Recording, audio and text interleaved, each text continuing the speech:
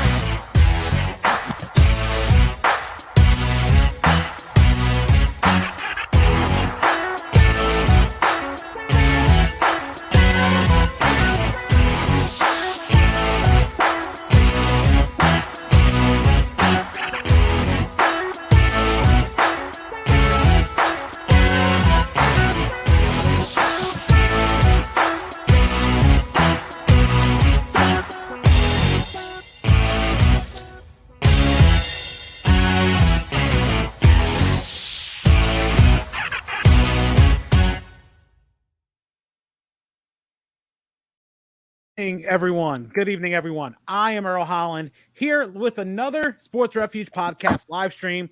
And one of the subject matters that we're going to talk about, this has been a big one that I've been wanting to do for a while. And of course, with the announcements of the Hall of Fame, Baseball Hall of Fame coming out very soon, less than a few days from when this airs, I wanted to get the take of a lot of big baseball fans on their thoughts about the upcoming ballot and some of the people that are going to be on the list. And we have a big roundtable, and I am glad to have everyone here. I'm going to introduce everybody as we go along, and we're still working out some technical kinks with some of the other guests coming on. But first of all, my guest, you've seen her on the podcast for the MLB playoff preview talking about the Tampa Bay Rays. She is also a Sports Jeopardy champion. Ladies and gentlemen, this is Megan Kim. How are you, Megan? I'm good, Earl. How you doing? I'm doing absolutely great. I really thank you for being a part of this, and I know that we'll try to get everything, we'll get everybody in. We'll talk a little more about their love for baseball, but I want to introduce all the guests first. Next, someone who has been on this roundtable before, and he has been a big help. If you've seen a lot of these NFL playoff previews, for helping me out. This is Brandon Burns. Brandon, thank you for being a part of this live stream and being a part of this podcast. I really do appreciate you being a part of it. Thank you for having me tonight, Earl. Oh, yeah, no problem. And I really do appreciate it. A next guest, someone that I've been wanting to have on for a very long time, someone I go way back to high school days. This is, I even played for his dad playing Little League. This is Brandon Riggin. Brandon, how are you? Thank you for being on the podcast. Hey, Earl, I'm happy to finally be able to join you after a couple attempts, so this should be fun. And then my next guest, someone I had on a few years back when we were doing the embryonic stages of our NFL playoff previews. I know he was definitely a huge Seattle Seahawks fan, and I'm glad to have him on. Dave Hudson, how are you? Good, man. Thank you so much, Earl. The Seahawks are terrible, so let's talk some baseball. And then my next guest, he's been on the live stream for several times before, and of course, many of you have heard some of his episodes that he's been in, and I know that a lot of you guys know him so much. This is, of course, by his hashtag Sparky_McGriddlecakes. This is Thuran Dennis. Thuran, how are you doing? I'm well. How are you, Earl? Doing all right. I'm glad for you to be here. And then our final guest in this roundtable, someone who's been on several times before. She was in a previous episode with her sister Nicole, and she was on last year's roundtable as well. This is Veronica Ronnie Day, and Ronnie, I do appreciate you being on. I know we're working out the kinks with the video aspect, but I'm glad to have you here. Good to be here, Earl. I don't know what's going on, but I'm trying. Oh yeah, now we'll get that going while we work out the kinks with with the technology and everything like that. The first thing I wanted to do as we start this roundtable, and I know we have a bit of time and with so many guests, I wanted to get a quick idea about what made everybody such a fan of baseball and what baseball means to each of them. And I'll start first with Megan, and then we'll work our way around all the way down. Well, Earl, judging by the age of this jersey I'm wearing, obviously being able to grow up in the Tampa Bay area and have a baseball team come to the city was a huge turning point for me. My mom actually is the one that introduced me to baseball and put me in winter ball when I was really young, had me playing with the boys. She actually taught me how to keep score, and we had seasons tickets for the Rays for some of my middle school years, and it was always something that we bonded over a lot. So baseball is just something that has just always been a constant in my life ever since I was a kid. Now that I'm older and get to enjoy it even more as an adult, going to the different cities, enjoying the different cultures of baseball towns and baseball fans. Despite COVID last year, I was super excited to be able to go to Boston and go to Fenway for the first time and check a couple more stadiums off the list last year. So we're more than a third of the way through all of them. We've got a couple more lined up for this summer, and baseball is fun, as Brett Phillips says. It really is. Yeah, actually, I think we're on the same path. I think I'm nearly a third of the way through as well with my journeys, and we did a few in the summer going to Cleveland, Cincinnati, and Pittsburgh. But yeah, definitely, we'll talk a little more about that as well. Brandon Burns, what is it about baseball that makes you such a big fan of the sport? I know you've worked in it as well, so you've had a unique aspect of what that is like.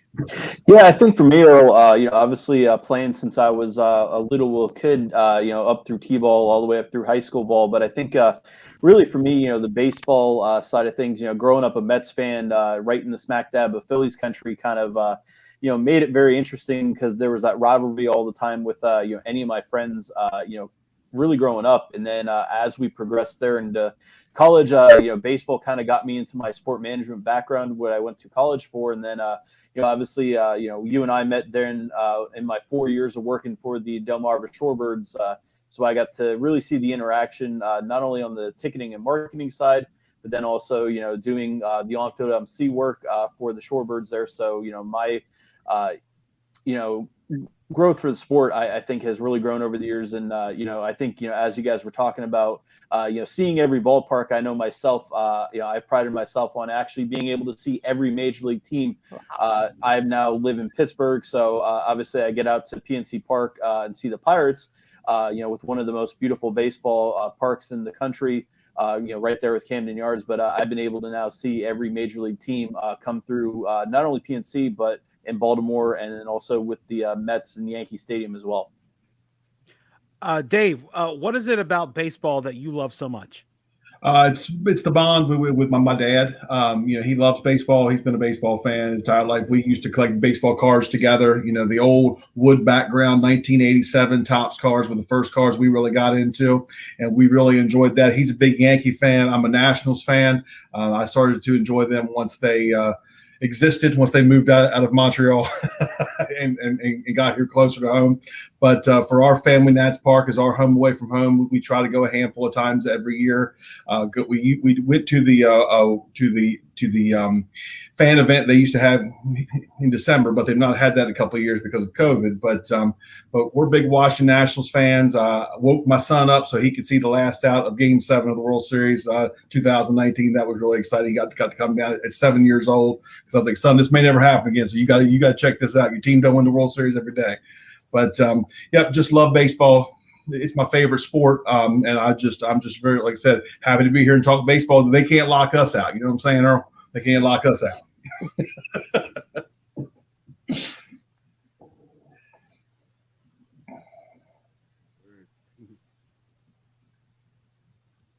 I think you're on mute, Earl. Man, Earl, we're 2 years into this pandemic and we're still telling people you're on mute. I know it's the hardest thing in the world. I just remembered that. I was saying, Brandon Riggin, I know baseball runs through your family, and I play with your brother. I played under your dad in Little League. What does baseball mean to you, and how is it that you have such a passion for it? Baseball is like you said, I grew up playing ball, with friends and family, and we grew up in a small town, so it's a pretty tight knit area. Thuran, he's on here too. We played baseball together as well. There was just something about piling in the minivan and riding to the next town to get a little league game in. And yeah, and so it's something I grew up on. I grew up watching the Orioles, and baseball is it's a beautiful game. It's a game that requires the athletes to be very athletic, but it also requires a lot of intelligence to play it well. And there's just a culture around baseball that's really it's really friendly to everyone, and it's just something nostalgic about the game in general. As we're working on the technical issues with Ronnie, and I'm hoping to get her back in. Thuran, what is it about baseball that you love? What is it that drives your passion and fascination?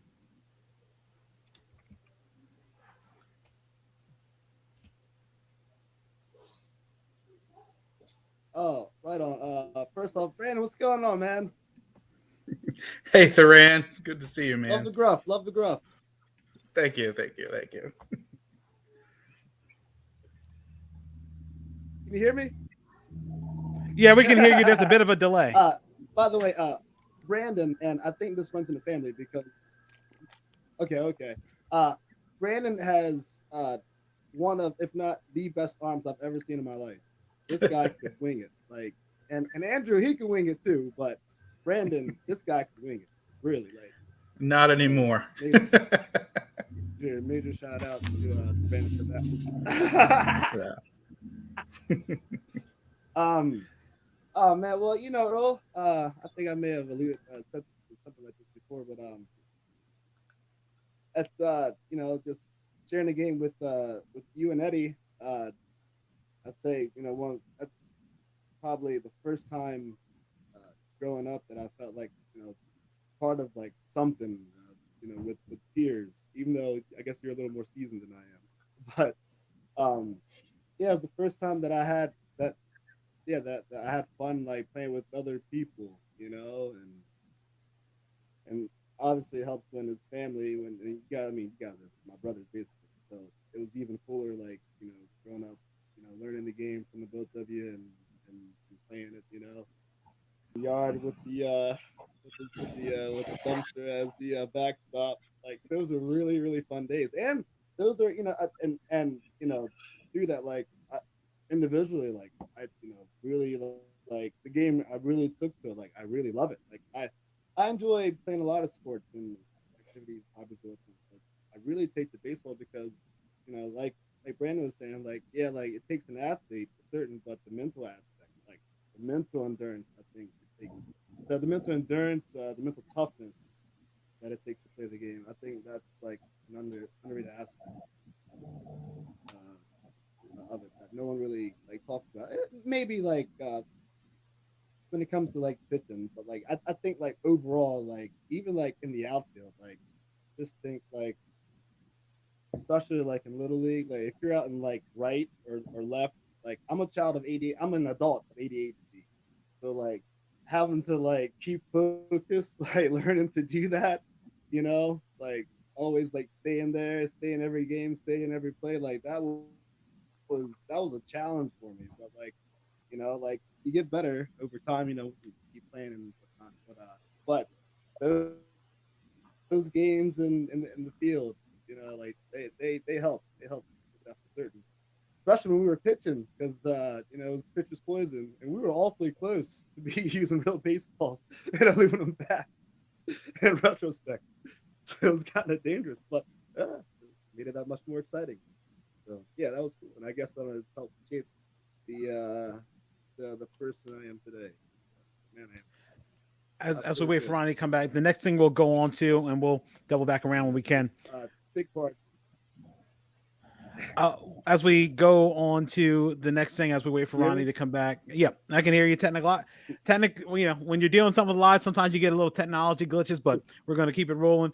The next thing I want to ask everybody is, briefly, if we can do that, how do you define a Hall of Famer? To me, I'll start off with saying Hall of Famer is someone that they're sort of, the stories you hear about them are sort of like tall tales, like how you hear Paul Bunyan and everything else and stuff like that. And no matter where you're going and no matter what era, there's always some amazing story that you think about a Hall of Famer. It's like this guy or this guy is for real, and or is like this guy seems like more like a video game. And I know we're going to talk about those type of things a little bit later as well. But everybody going around from, we'll start in reverse. Thuran, on the way back up to Megan. Thuran, to you, what defines a Hall of Famer?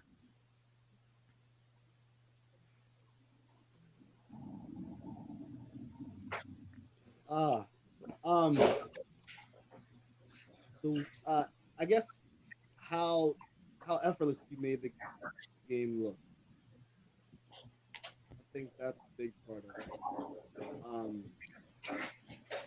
it. I guess how you showed up in clutch moments or big time moments or whatnot. And I don't know. I guess as a ball player, like, was I able to take anything? Was I able to learn from it? Because I think teamwork of a Hall of Fame player is even just by osmosis, by watching the game, you just sort of taking and learning like their habits, like trying to mimic their swings, or watching how they position themselves on the field.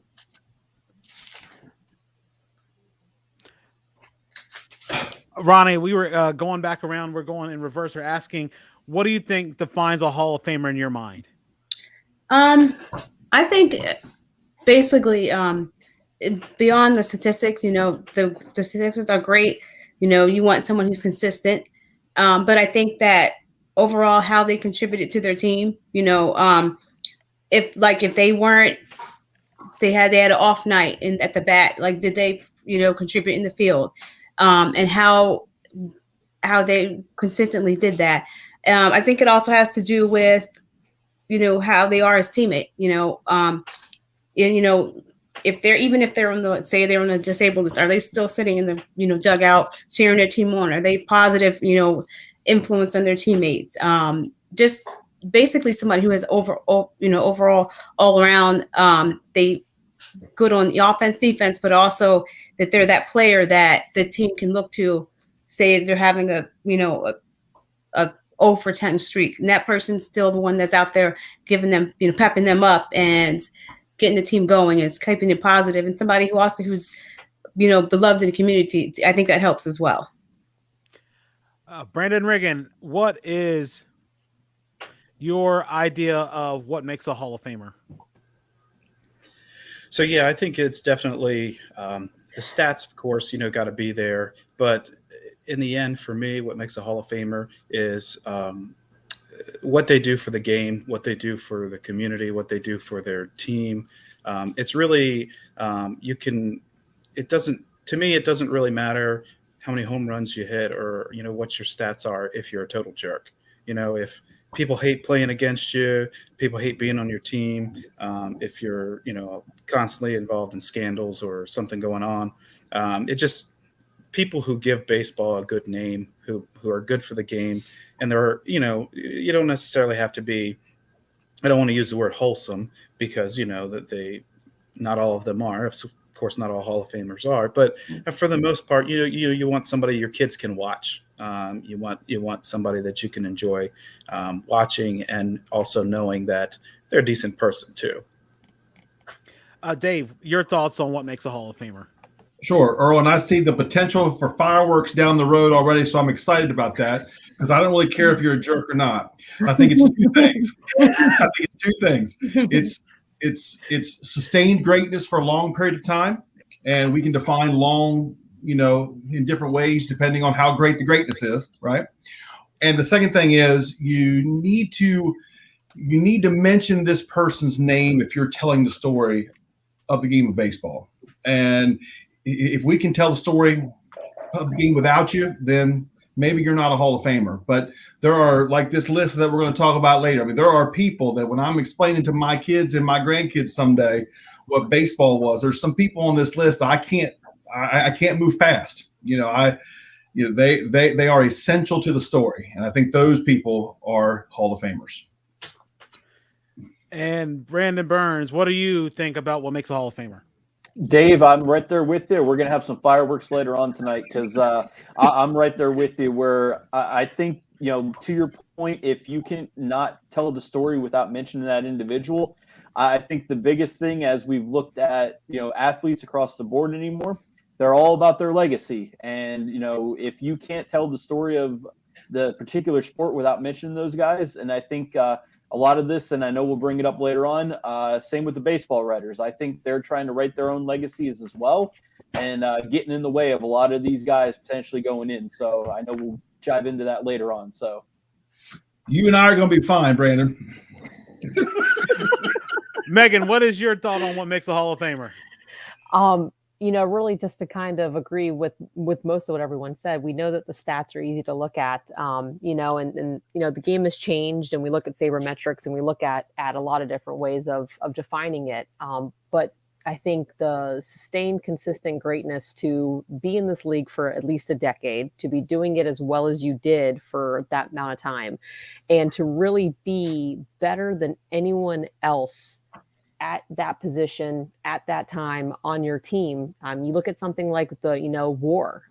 If you were, that much better than someone else, that for that amount of time you had a war of 20 or above, or even higher than that, like most of the Hall of Fame members do now, then that's really a good way of defining greatness, and saying that you showed up frequently enough, that you showed up consistently enough, that you basically, went to battle, every preseason and every spring training, and you won your position back over and over and over again. And even, if it wasn't for the same team, because we look at consistency, you look at the players that played for one team, but then you look at other players who were consistently better than someone else despite being traded around, changing leagues, changing positions. They continue to sustain being better at someone else who could have replaced them. I think that's a really kind of objective way of looking at someone who really deserves being in the Hall of Fame. And the next thing I actually had on the agenda where you were mentioning sabermetrics, I'm going to merge these two things, talking about the selection process and the use of sabermetrics in picking players. And to me, I'll start this off.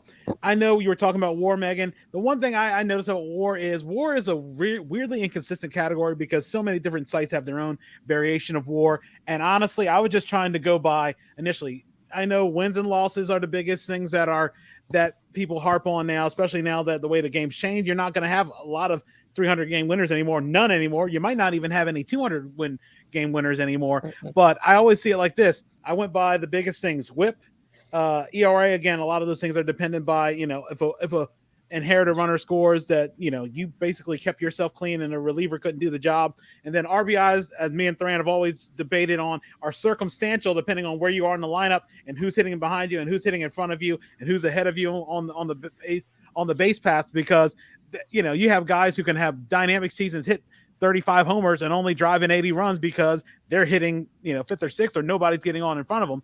But I also go by OPS and I go by OPS and on base percentage and things like that.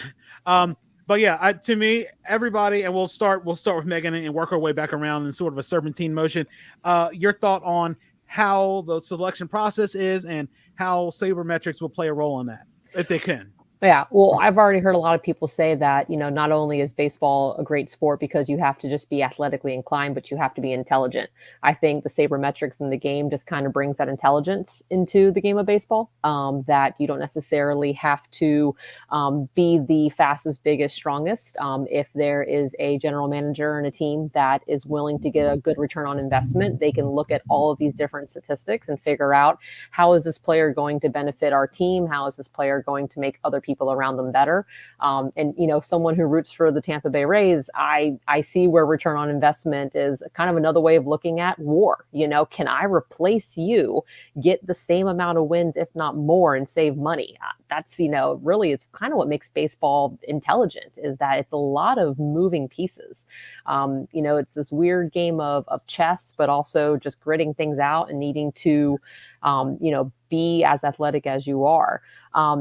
It's tricky because the game changes in a lot of ways. And that's where I think the Hall of Fame, ultimately, you have to be compared to those that were in the same era as you. Everyone, can think of, name the greatest baseball player of all time. And I'm sure there will be in the top 5, people will say Babe Ruth.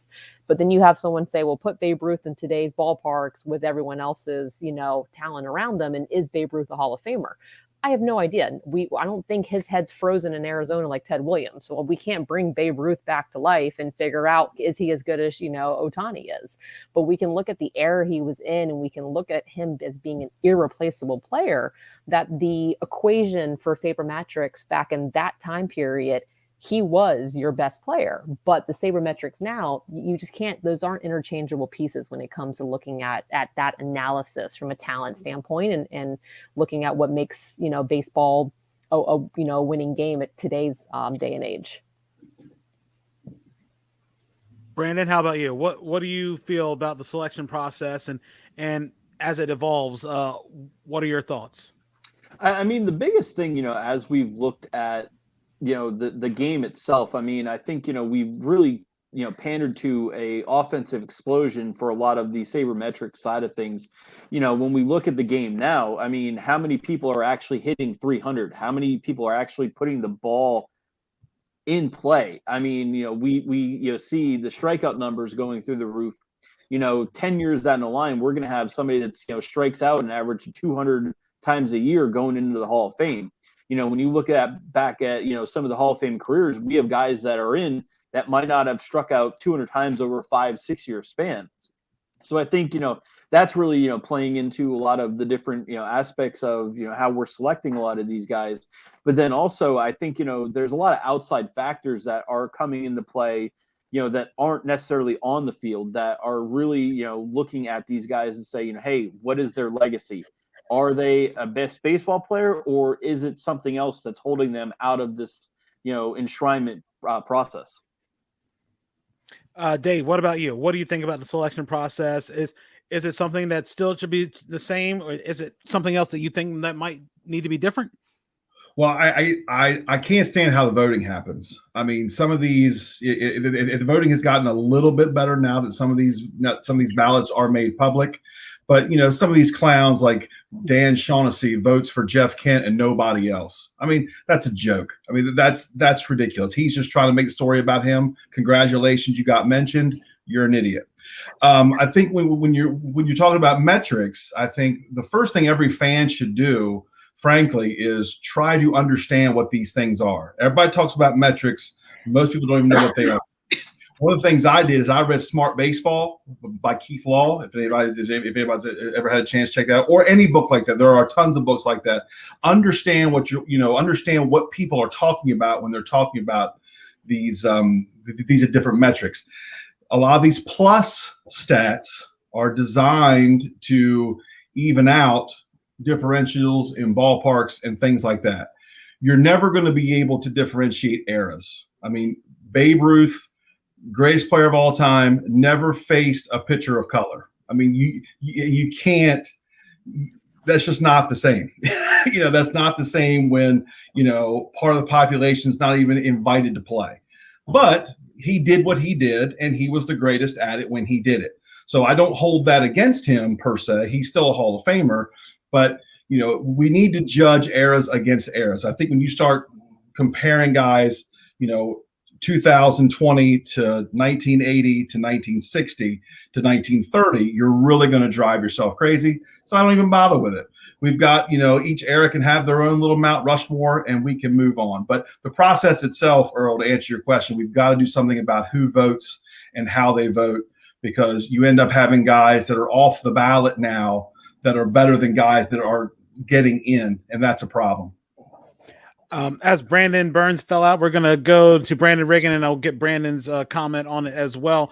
Brandon, your thoughts on the selection process and how sabermetrics and advanced statistics may play a role in that, if at all. It could be more about what you think about who's picking the players. Right. So, I I like the areas that they look at for a player. Looking at their playing ability, and they do take into account the sportsmanship and their integrity and things of that nature. Of course, as you're already figuring out early on in this conversation, those are important things to me. But I do agree with Dave in the fact that, and I think Brandon may have said it earlier, some of these writers are getting to play judge, jury, and executioner, and they're kind of using their own personal vendettas to keep guys out of the Hall of Fame. And, a lot of this is probably going to come up in the Barry Bonds discussion, but I really think that there's got to be, more accountability in how people vote and how they're allowed to use their votes. And, maybe you bring in some type of fan participation. Baseball fans can participate. They get to participate in all-star selections and, cast their votes. And so I think, there's got to be a better way. I do think it needs to be changed. And as far as sabermetrics goes, all in all, sabermetrics, it's a good thing in my opinion. I like sabermetrics. I'm an analytical person, so I like to see these things. I think it's great for competition. It could also be used in some areas that maybe people could rely on it too much or make weird decisions in a game based off of sabermetrics. I am an Orioles fan, so I can't live down the Buck Showalter decisions. But I think sabermetrics are definitely here to stay. And what a lot of people don't realize that are against sabermetrics is we have them in everything else. We have them in business. We have them in every industry has sabermetrics one way or another. So I think they're here to stay, and I like them. Did it again. Brandon Burns, your thoughts on the selection process and if the role of sabermetrics is also vital into it? Yeah, Earl, I think, as we look at that, obviously the game's going to keep evolving, but I think when we really look at the Hall of Fame side of things, it's, the eye test. It's, I think for a lot of these guys, you can tell who can play. You can tell who the best is. So I think, we can, analyze numbers to the, best of our ability as we kind of move forward. But I think the eye test is the big thing as well. Ronnie, your thoughts on the selection process, whether it needs to be changed, and if so, how, and if advanced stats and sabermetrics and analytics are crucial in that as well. Well, as far as how the process goes, I mean, like with anything, it does probably need tweaking. But like Dave said, if you have a person who's selecting who has a vendetta against someone, like that's going to affect them. So, you might have someone whose numbers aren't quite as good as someone. Now, granted, I did say that when you're thinking of Hall of Fame, you have to think about, what they are in the community and all that. But at the same time, if somebody's numbers are really, like, for instance, Albert Bell. I know everybody hated Albert Bell, but, when you think about, you look at somebody like Albert Bell who's not in Hall of Fame, but you look again, there's maybe some other guy whose numbers aren't quite as good, but he was talking, he was always with the media, talking to the journalists. So does he deserve to be in over Albert Bell because of that? So that's something that I think it needs to be looked at. And as far as sabermetrics, I honestly have never liked it. But maybe I should try reading the book, like Dave said. Maybe that'll kind of help me. But I do think that it kind of, I don't know. I think it makes it a little bit too, I feel like baseball is supposed to be fun. And I get that, we do need that aspect of it. Because as Brandon said, it's in it's in everything you do nowadays. But I don't know. I think sometimes we spend a little bit too much time just on it as opposed to just saying, hey, this guy hits 250 against this guy, whatever, instead of always saying, let's just look at his papers. Because you're bringing in, say you bring in somebody who's maybe a numbers guy, but he doesn't know baseball. Is that really who you want making your decisions for you? I don't know. I don't know. Thuran, what is your thought on the selection process and advanced statistics? I know you took a baseball statistics class in college as well, so I know that that might play a role in your thoughts, or maybe it doesn't. Yeah, can't remember any of it.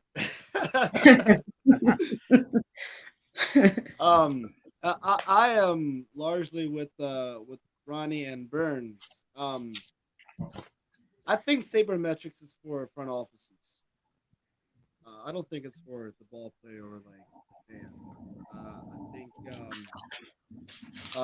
the eye test. Like the cool thing about these guys on the ballot, and I guess for the past few ballots now, but these are my formative years. So I remember these guys like every morning, back then when it used to be when Sports Center used to be full of highlights and stats and did you knows and all that. Like I remember, like a lot of these guys, they were in their prime during this era. So I remember, and yeah, like I don't care what numbers you put in front of me. I mean, look, you can find numbers, you can look up numbers. Anybody can look up numbers, but like there's a story. There's a story with each player, and I just remember how I felt or how I feel about each player. Like at the end of that that player's career, like was the Hall of Fame worthy. And I'll stay with this list. It was slim pickings. One thing I'll mention about that, I know that Ronnie talked about Albert Bell and his issues and vendetta media, and I will bring this up. Comparative short career, Kirby Puckett. He was like, it's like if you had Ken Griffey Jr. with Albert Bell's psychopathy off the field, because basically he fooled a lot of people and he got in the Hall of Fame. If you read all the stories about that happened after his death, about some of the things that occurred, you'd be shocked. But I'll just leave that alone on that moment. That was just something when we were talking about, Albert Bell is one of those guys that, again, very polarizing, had the numbers. It was like sort of like Ted Williams, where he lost an MVP because he was not media friendly. And he had the premium, he had the better season. I know the people say DiMaggio's hitting streak was probably better than hitting 400, but that it's sort of one of those things. But we're going to move on to the next spot. Everyone, give one player who is not listed on the ballot, somebody whose eligibility is gone, that you think is a Hall of Famer, and defend that reason why. And we're going to start with Megan, going back on down to Thuran.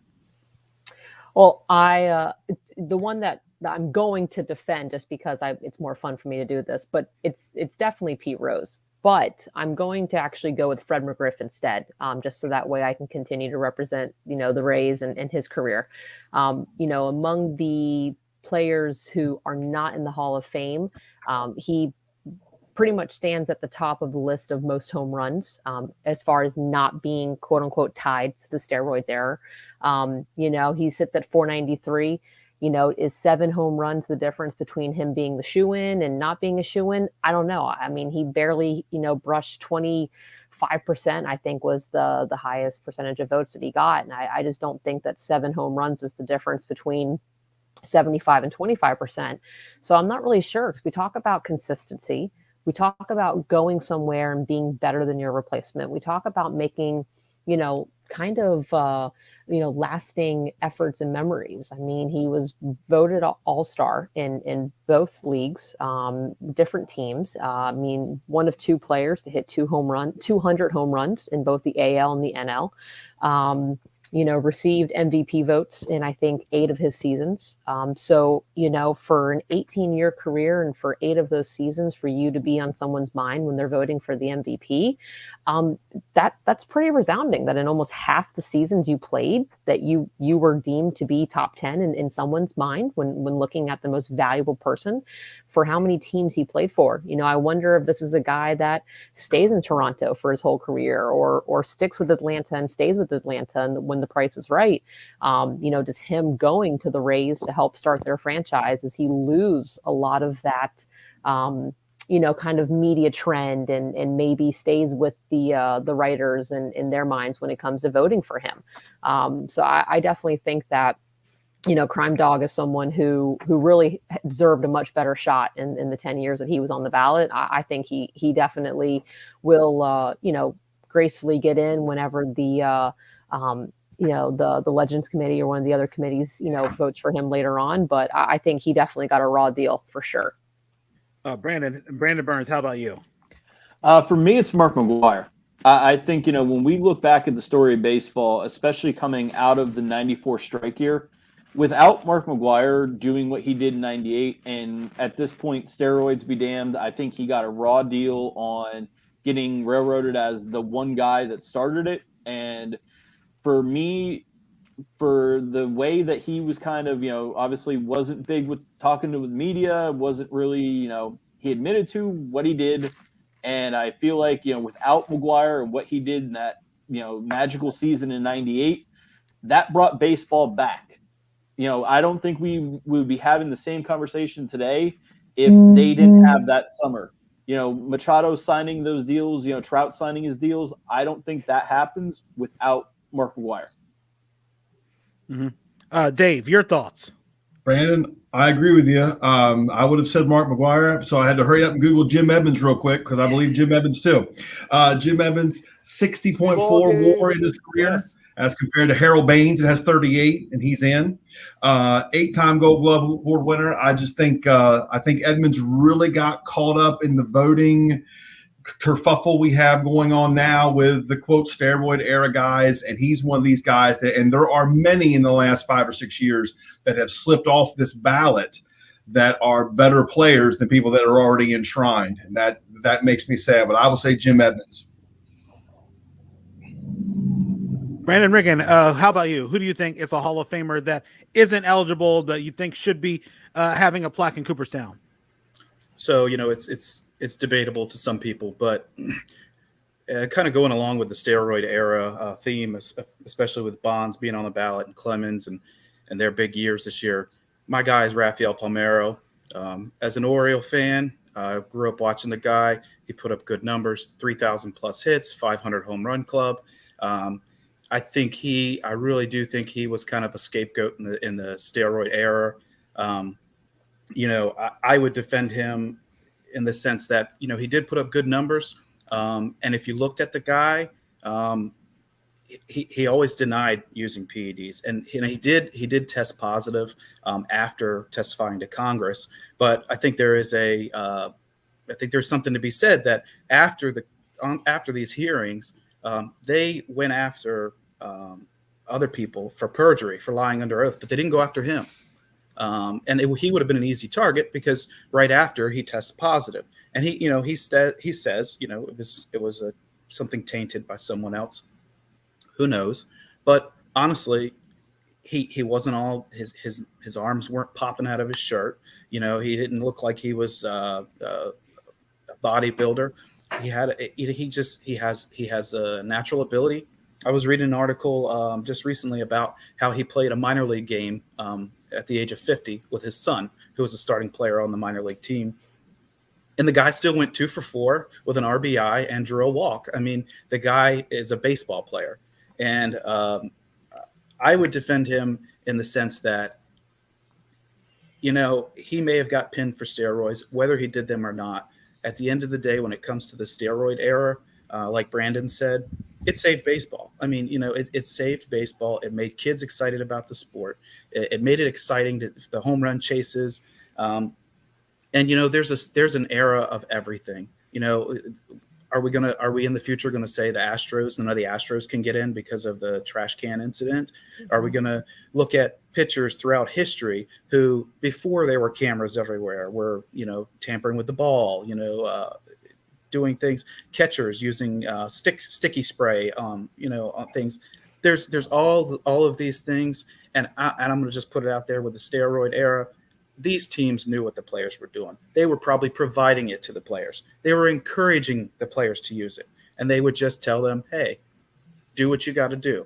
And at the end of the day, those guys will face the health consequences with, injecting that into their bodies. They're not hurting someone else by doing it. In a world where a lot of people think pro athletes make too much money, you have to understand that a pro athlete, the team you play for pretty much owns you. They tell you how to eat. They tell you what you can and can't do. They tell you where you can and can't go. They write in your contracts, you can't play golf, you can't play Frisbee, you can't do whatever. It's a dog eat dog world. And so I would defend Rafael Palmeiro because I just think he's a quiet guy who kind of got pushed to the side. And I think that I would say this. This is what I would wish. If Bonds and Clemens get in, which we will discuss later, I think they're going to have to go back and look at some of these guys that fell off that were in the same area and give them some consideration. That's my defense for him. I'm sorry, Earl, real quick. I'm so sorry, but Brandon said this, and this has to be said. And Bud Selig turned his back on steroids more than anybody else, and that's sorry suckers in the Hall of Fame. So Rafael Palmeiro, come on in. I'm sorry, I'm done. Ronnie, your thoughts on who you think is a Hall of Famer that is not eligible or who's not on the ballot, who's fallen off in the years?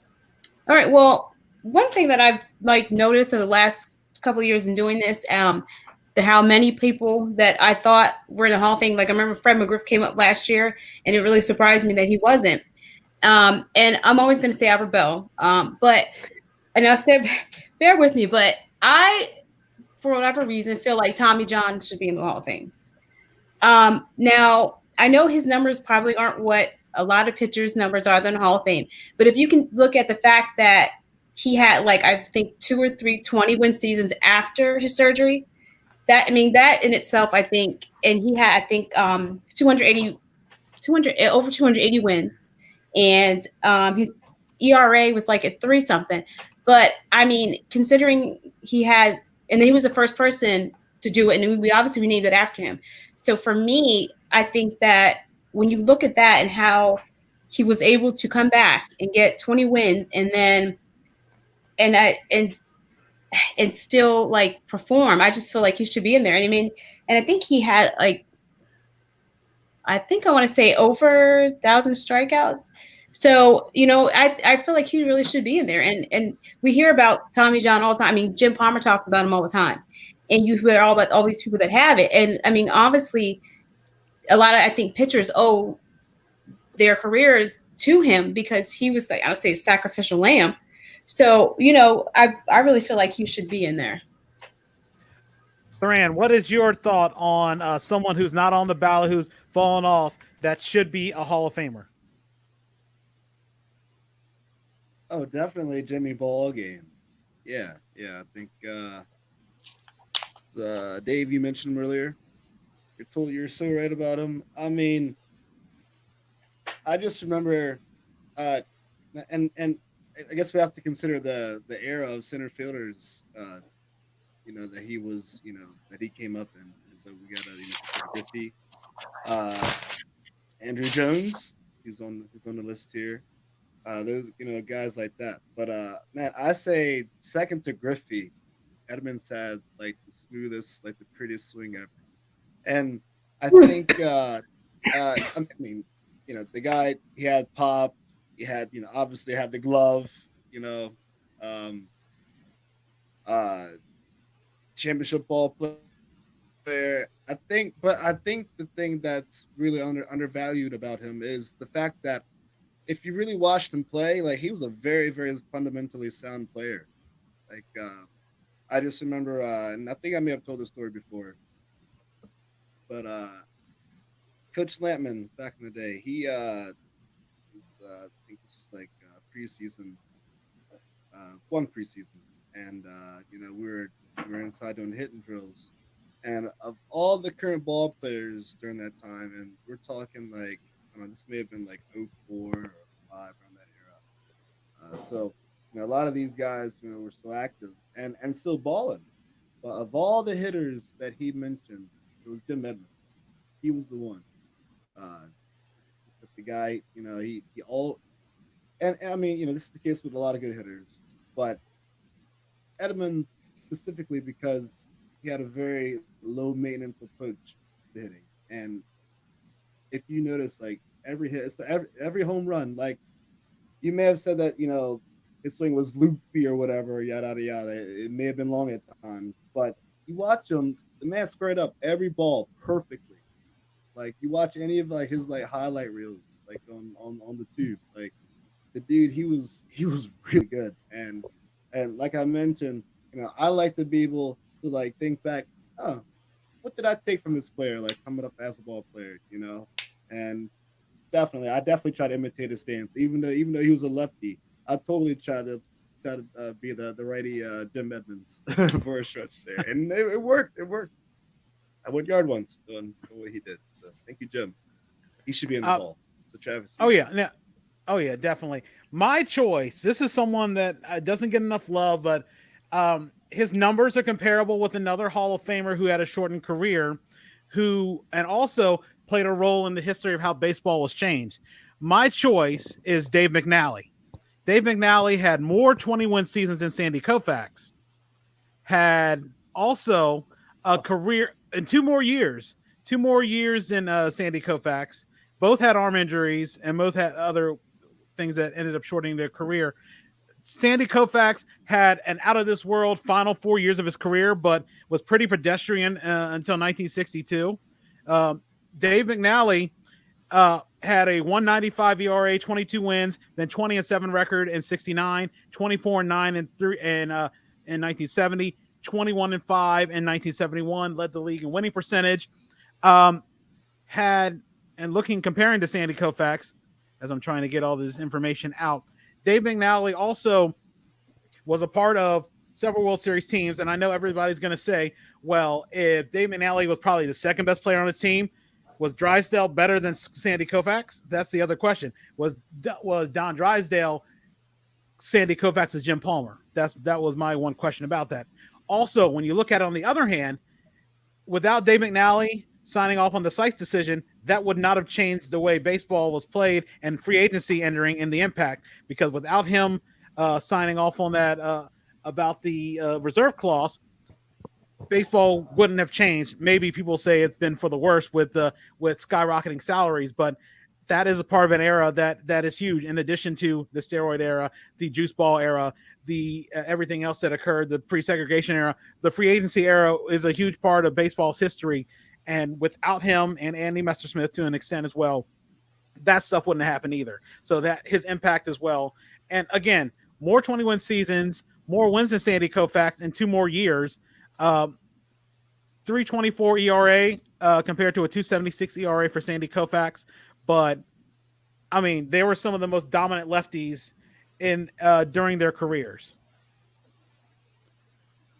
And that was my little soapbox there. We move on to the Veterans Committee ballot. Some names that got in the Hall of Fame. We're running them off. Tony Oliva, Jim Catt, Minnie Minoso, Gil Hodges, Buck O'Neill, and Bud Fowler were all selected in December. And we'll go quickly with this as we start looking forward to next year's ballot. Do you guys agree with the selections? Who else do you think should have been voted in, if anything? And we'll start with Megan and go around again. I think that from a popularity standpoint, most commonly heard standpoint, that it seemed that Buck O'Neill was the one who finally got the most justice served with finally getting into the Hall of Fame. I think that it's hard to nitpick, the Veterans Committee, selection process, because I think that for the most part, the names that go to this committee are people that, are just like the ones that we just spoke about, that we hope in 30 years they're getting in, that, the people who, wish that they were in the Hall of Fame originally, they get to, tell their grandkids about this guy that they, heard about playing and how great he was and went on to be a manager. So I really think it's hard for the committee to sometimes get these picks wrong. I think that all of them are definitely deserving, and it's just great to see Buck O'Neill get the recognition that he deserves. And I'm glad that his family gets to enjoy this for him. Brandon Burns. I think the biggest miss on this is how does Maris not get in? When we talk the history of baseball, I mean, guy was a 2-time MVP, 3-time champion, and owned the most storied record in baseball for how many years? I mean, granted, his career might not have been from start to finish, but he had a 4 to 5 year run in there, that dominant player. And when you make the story of baseball, and I'll go back to my argument with McGuire, it was Ruth to Maris to McGuire. You can't tell the story of baseball without Roger Maris. How he's not in, especially on this vote, is beyond me. Dave, your thoughts? I love coming after Brandon because I can just follow him up. That's exactly the answer is Roger Maris. And I think the Roger Marises of the world, as well as the Negro League players of the world, these are the reasons why the Veterans Committee exists. I don't think Maris gets in under this traditional, I understand why he didn't get in his 10 years when you look at his entire career. Mhm. But these Veterans Committee guys, they're not using the same, they're not using the same bar. Roger Maris, 100%. Buck O'Neill also was the right choice this year, and that committee needs to continue to look back in the segregation era of baseball and continue to right some of those wrongs each year. Brandon Riggin. I agree with Dave and Brandon on this. I think that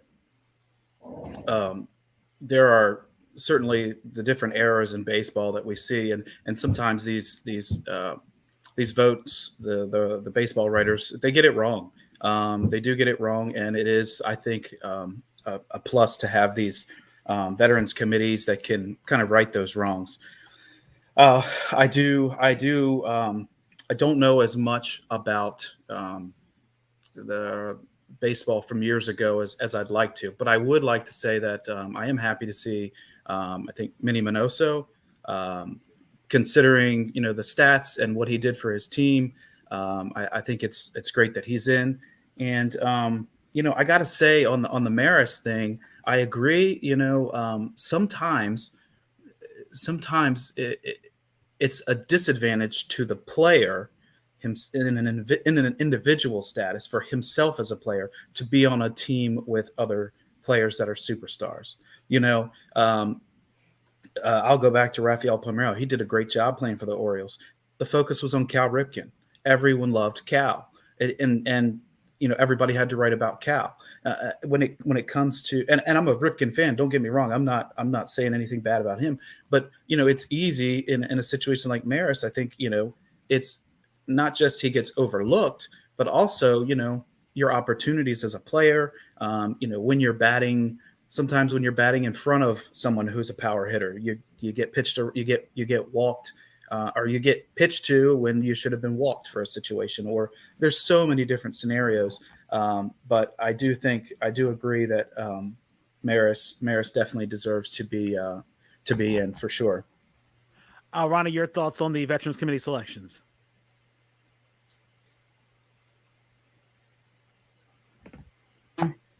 Because when you look at the fact that Maris has one of the most, unbeatable streaks ever, it's unbelievable that he's not in.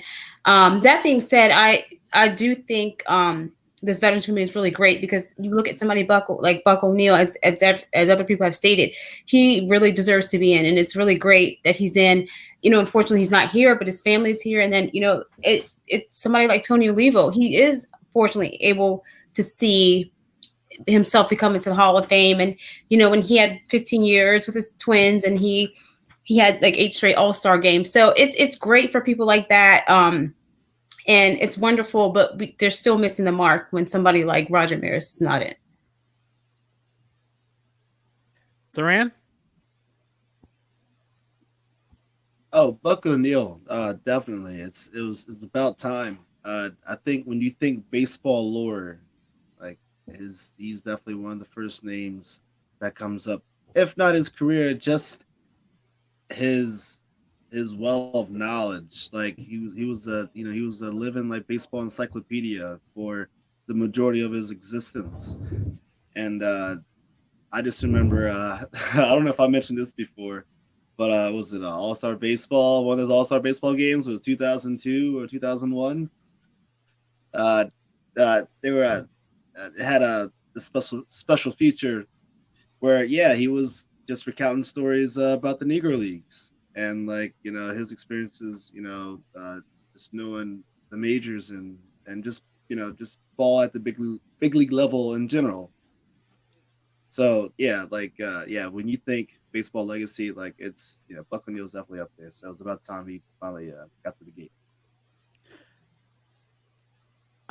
And my thought is, I'm glad that not only all these names that are in here. Gil Hodges should have been in a while ago as well, and just even if you can add in his managerial numbers, working in Washington, and then of course helping the Mets to a World Series, I think that's huge as well. Buck O'Neil, it's tragic. Buck O'Neil is just like Ron Santo. They should have been able to get their flowers while they were alive, which was a crying shame. I mean, and the grace that Buck O'Neil had about that is admirable, because you think about how easy it is to, we're going to talk about Schilling too, to get in a huff and throw a tantrum about not getting in the Hall of Fame, when you could easily, there's a way.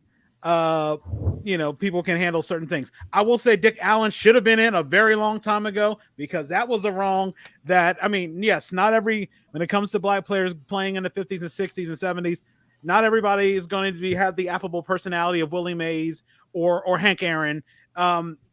But, he may have been, unfortunately, saddled with a reputation which was unfair.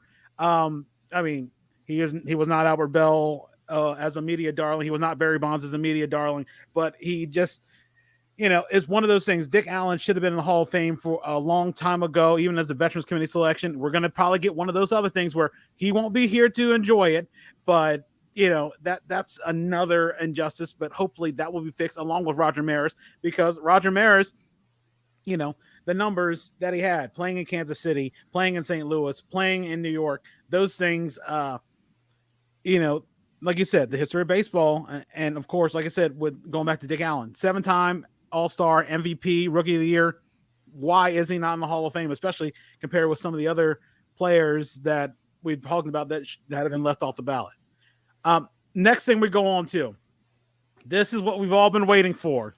This is the 2022 Hall of Fame ballot. We're going to go quickly through some of the new names that are on the ballot. We're going to go with at least 4 of them that are going to be discussed, and then we're going to go to the returning names, because we all know that's where the controversy, that's where the discussion is going to be. Looking at it, you look at all this stuff, there are some Hall of Fame caliber numbers, and the players been up here. First person we're looking at, real quickly, we'll go around, David Ortiz. We know about him, larger than life, big figure, part of those championship teams in Boston. I know one of the knocks on him, aside from the failed test in 2003, is that he's a DH.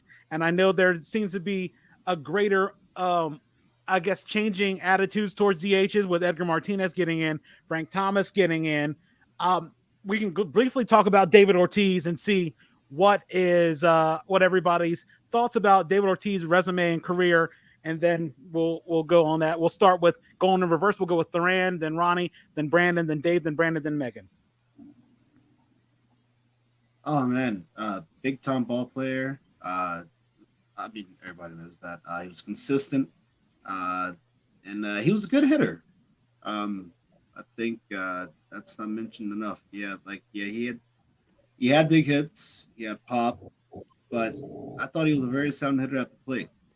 And I think, with his sustained, dominance, I guess, as the DH and overall as an offensive player, he's easy Hall of Fame choice.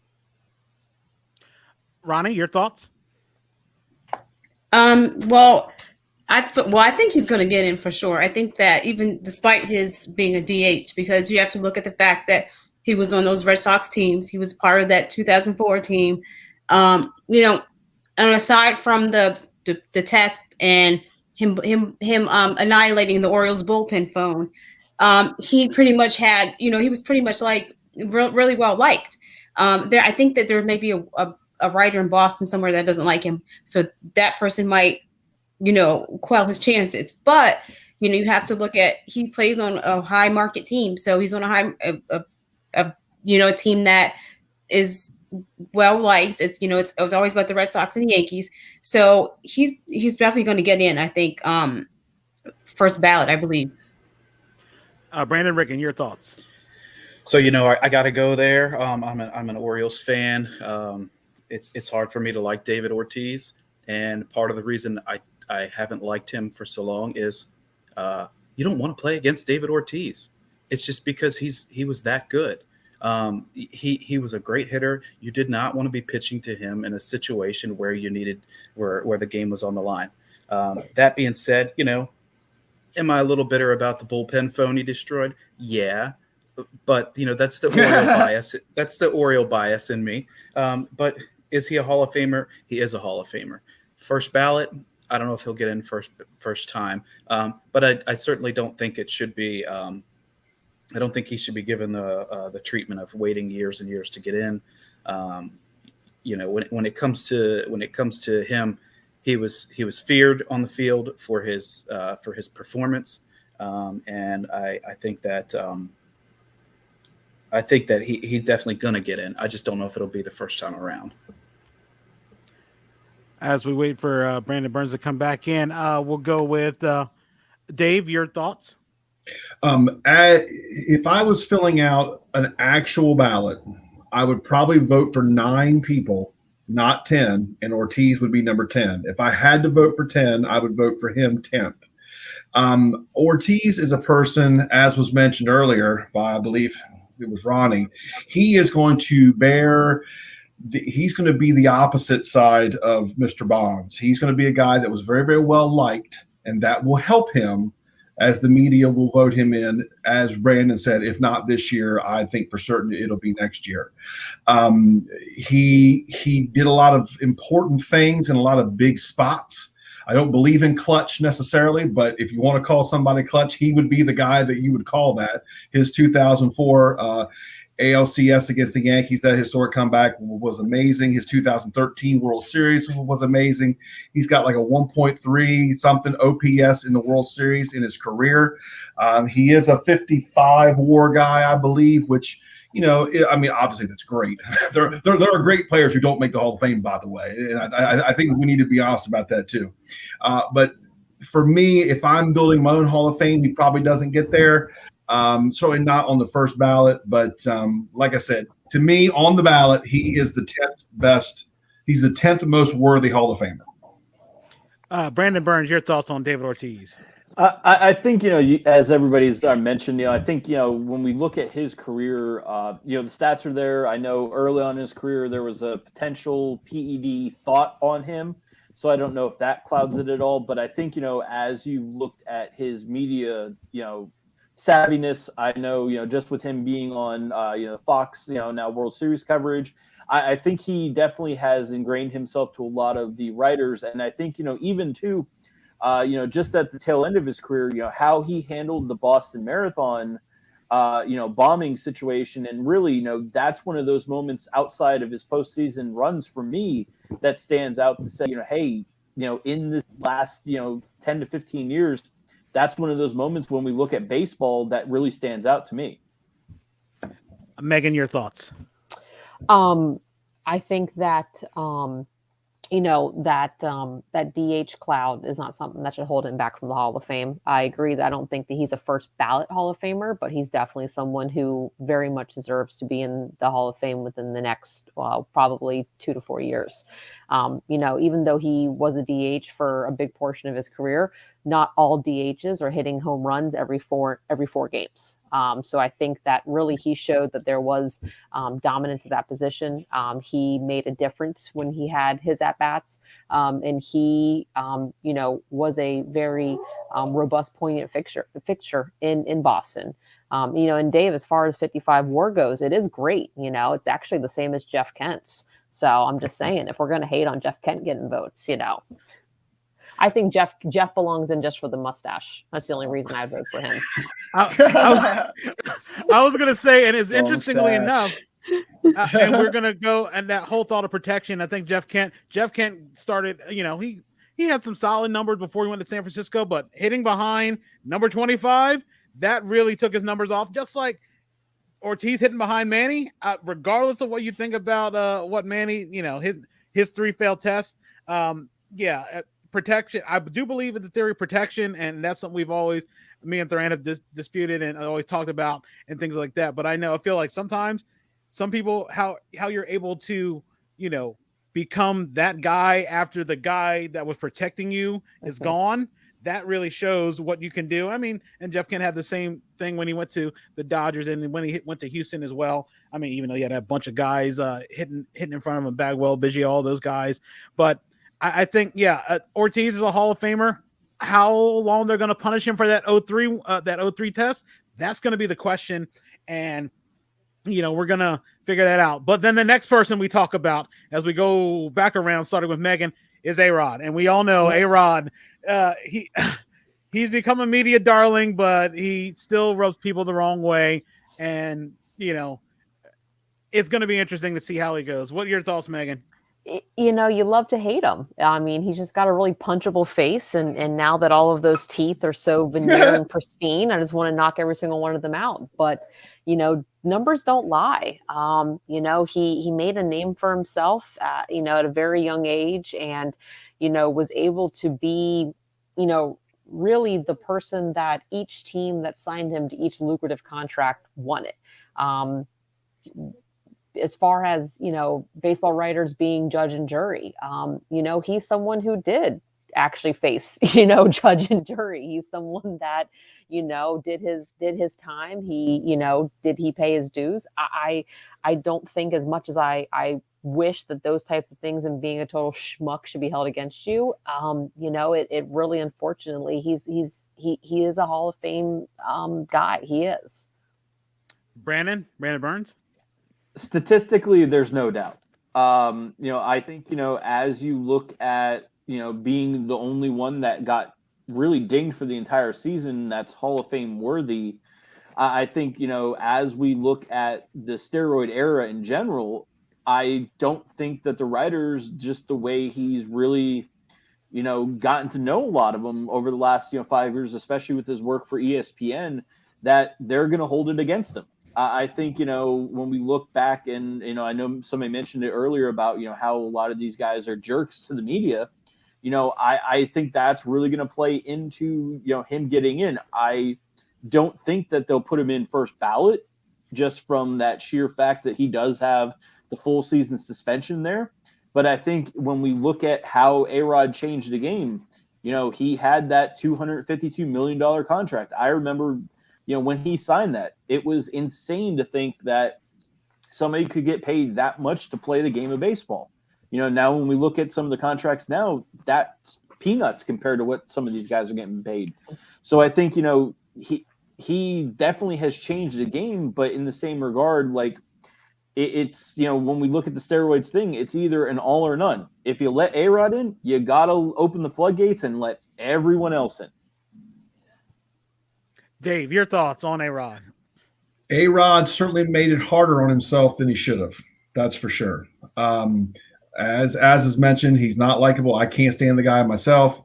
Signing with the Yankees for this particular reason was a huge mistake. I realized he won his World Series there, but he just became that much more hateable going to the most hated team in the league. And then he stops playing shortstop, which also hurts his case because historically he's a better shortstop than he is a third baseman if you divide those numbers as to when he played where. But at the end of the day, Derek Jeter is a surefire first ballot Hall of Famer, right? He's already in. There has never been a day in Derek Jeter's life he was a better shortstop than Alex Rodriguez. That's just a fact. A-Rod's a Hall of Famer. Brandon Riggin, your thoughts?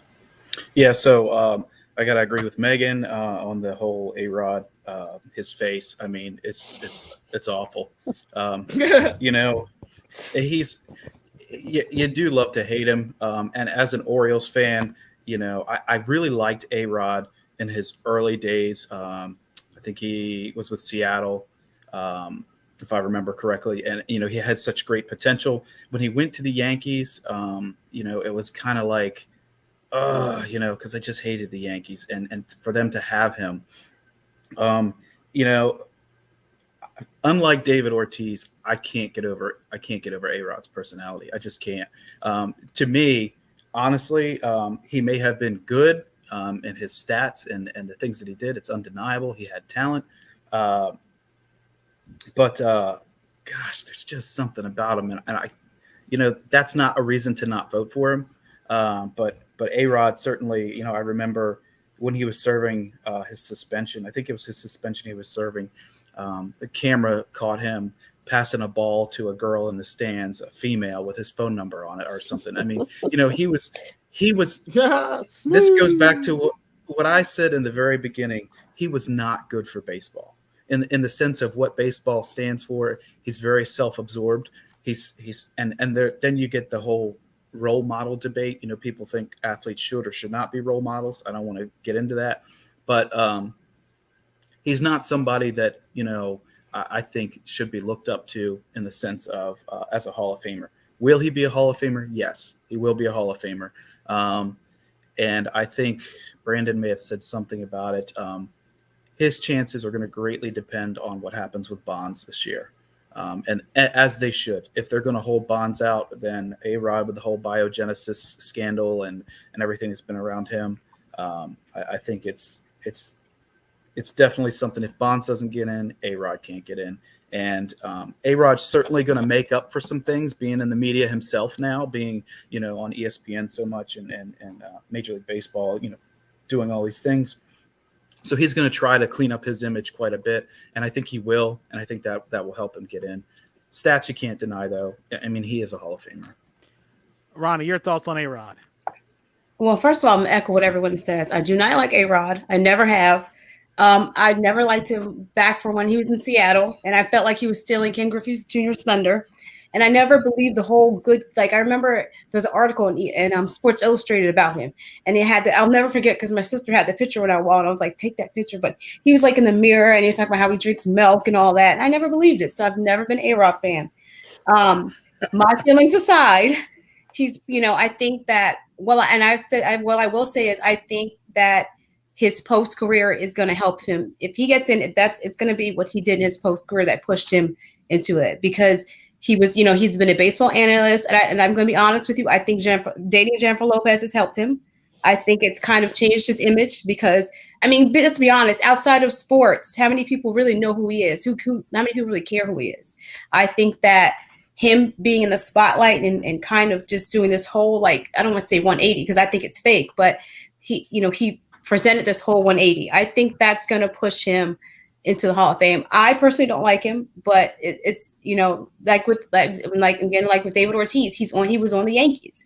That's going to put you in the forefront of the media. So will he get in first ballot? I don't think so. But and I agree with what everyone's saying. If you're going to keep like the rest of the guys out, you have to kind of wonder if they're going to keep him out. But like I said, I do think if he gets in, it'll be what he did his post career to kind of clean up his image to get himself into the Hall of Fame. Thuran, your thoughts on A-Rod?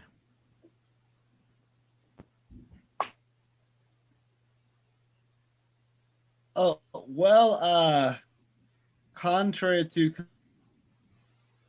consensus here, I actually like A-Rod. Now, admittedly, Brandon Riggin, you're right about his self-absorption.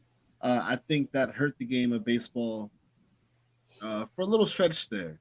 It was a black guy, but man, somehow he came from the bottom, and I guess he's risen to the top of life, because he's a joy to listen to in the booth. The guy knows the game. Like, I really love his insight. So I don't know. Maybe this is his way of realizing, yeah, maybe I was a jerk at times, or maybe I didn't approach, I guess or maybe I took the fans' love for me for granted, or whatever, that sort of thing. I think he's made a baseball career like turnaround, all from like his knowledge of the game, because I think you can learn from him. But as a baseball player, the guy was great. I mean, he just defends. I mean, he was, Bob Tool player. I'd say he mirrored Griffey as far as like the smoothness of his swing. He hit the ball to all fields.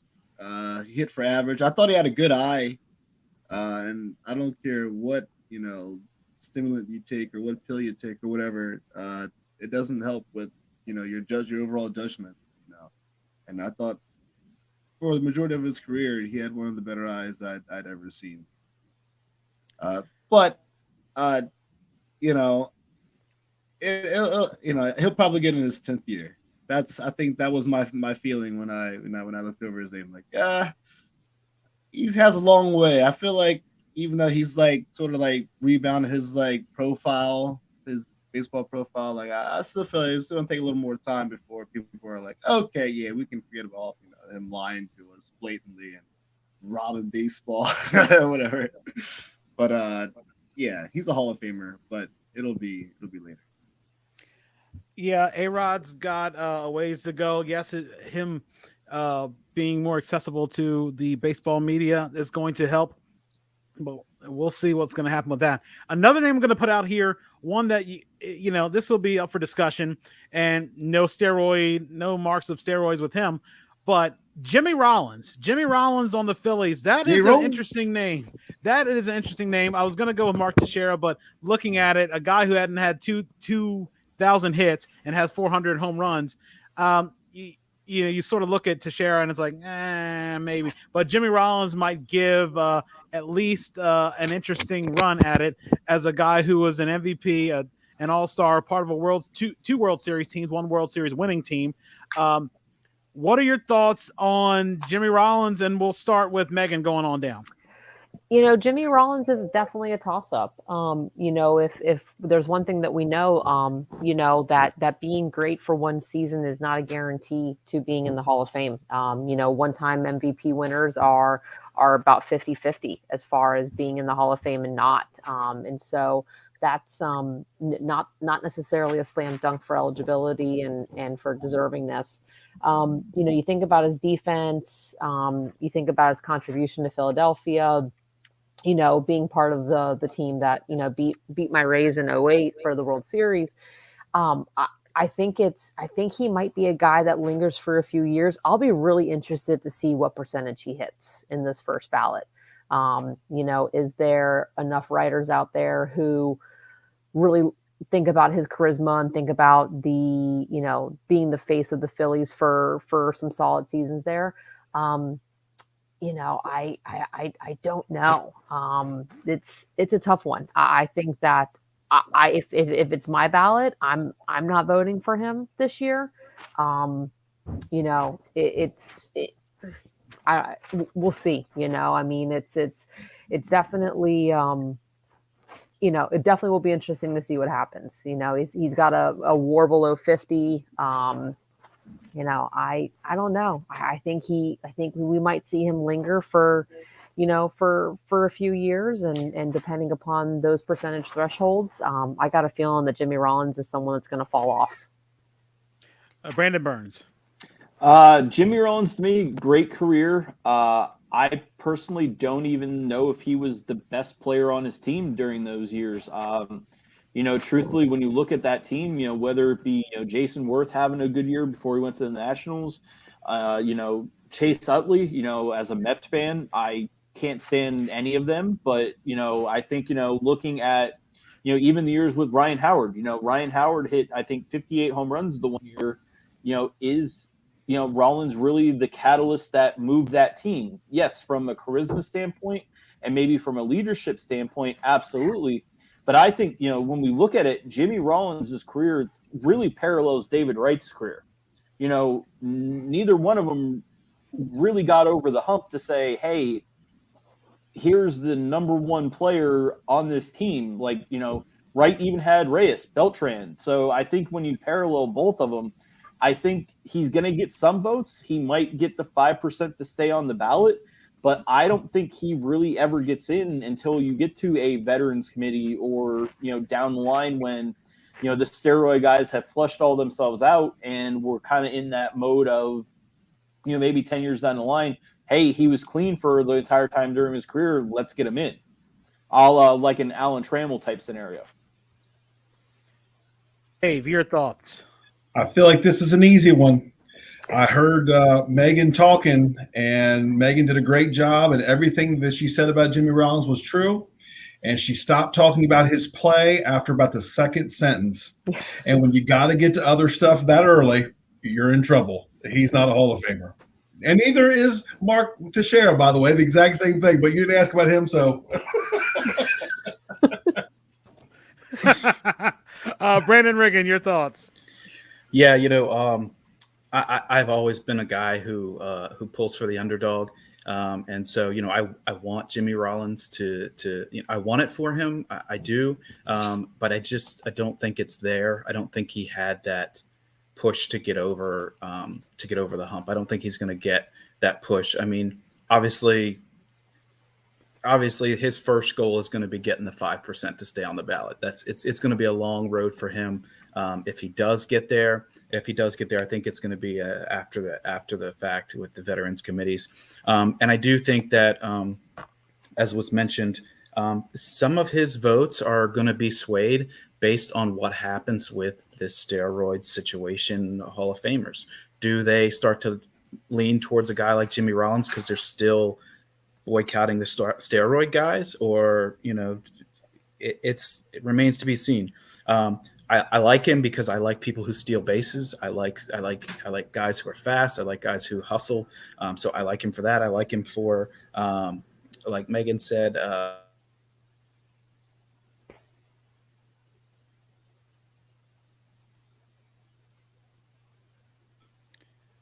I think he was going to say his charisma. Yeah, I think Brandon Riggin, I think you got frozen. We're going to come back to you with that once we figure out what's going on with the technical issue. Ronnie, your thoughts on Jimmy Rollins?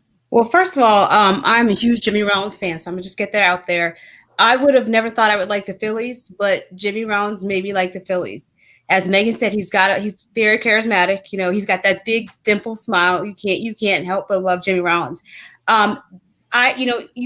He's at top in many categories with the Phillies, so that's a huge plus. You have to look at what he did in the World Series. How he saved them the following year to send them back to the World Series. That being said, is it enough to get him into the Hall of Fame? I don't know. I mean, I think, as far as writers are concerned, I think that he's going to be one of those guys that I think people have said before, that if he does get in, it's going to be further down, or he might even be the ones that show up on the Veterans Committee. So, I mean, if I'm voting him in, but realistically, I think that if he does get in, it'll be much later down the road. Thuran, your thoughts on J-Roll? J-Roll, he was a solid ball player. He's a pretty good ball player. I don't think he's a Hall of Famer, but I enjoyed watching him play the game. Brandon Riggin, your thoughts on Jimmy Rollins in the Hall of Fame? I know you got cut off a little due to some technical issues, if you can still hear us.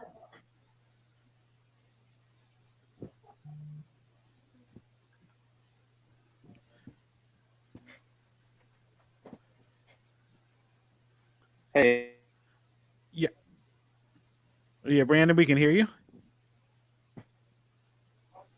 I guess in that case, we can close up the Jimmy Rollins discussion. Now we're going to the names that everybody's going to want to talk about, and seeing that there's a chunk on here. I put 3 important names up there, and then another name that's sort of interesting that's going to be there, and then we'll go with the rest of the crew, which is hard to say because that's a star-studded everybody else as well. We're going to look at Barry Bonds. He's coming back, 10th year on the ballot, along with Roger Clemens and Curt Schilling. We're going to give each of those 3 the devoted time, and then we'll talk a little more about a few others. Going on down on up.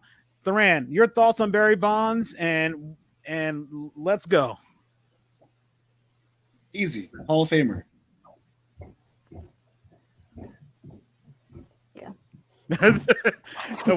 Yeah, they don't call him the greatest color man in baseball for nothing.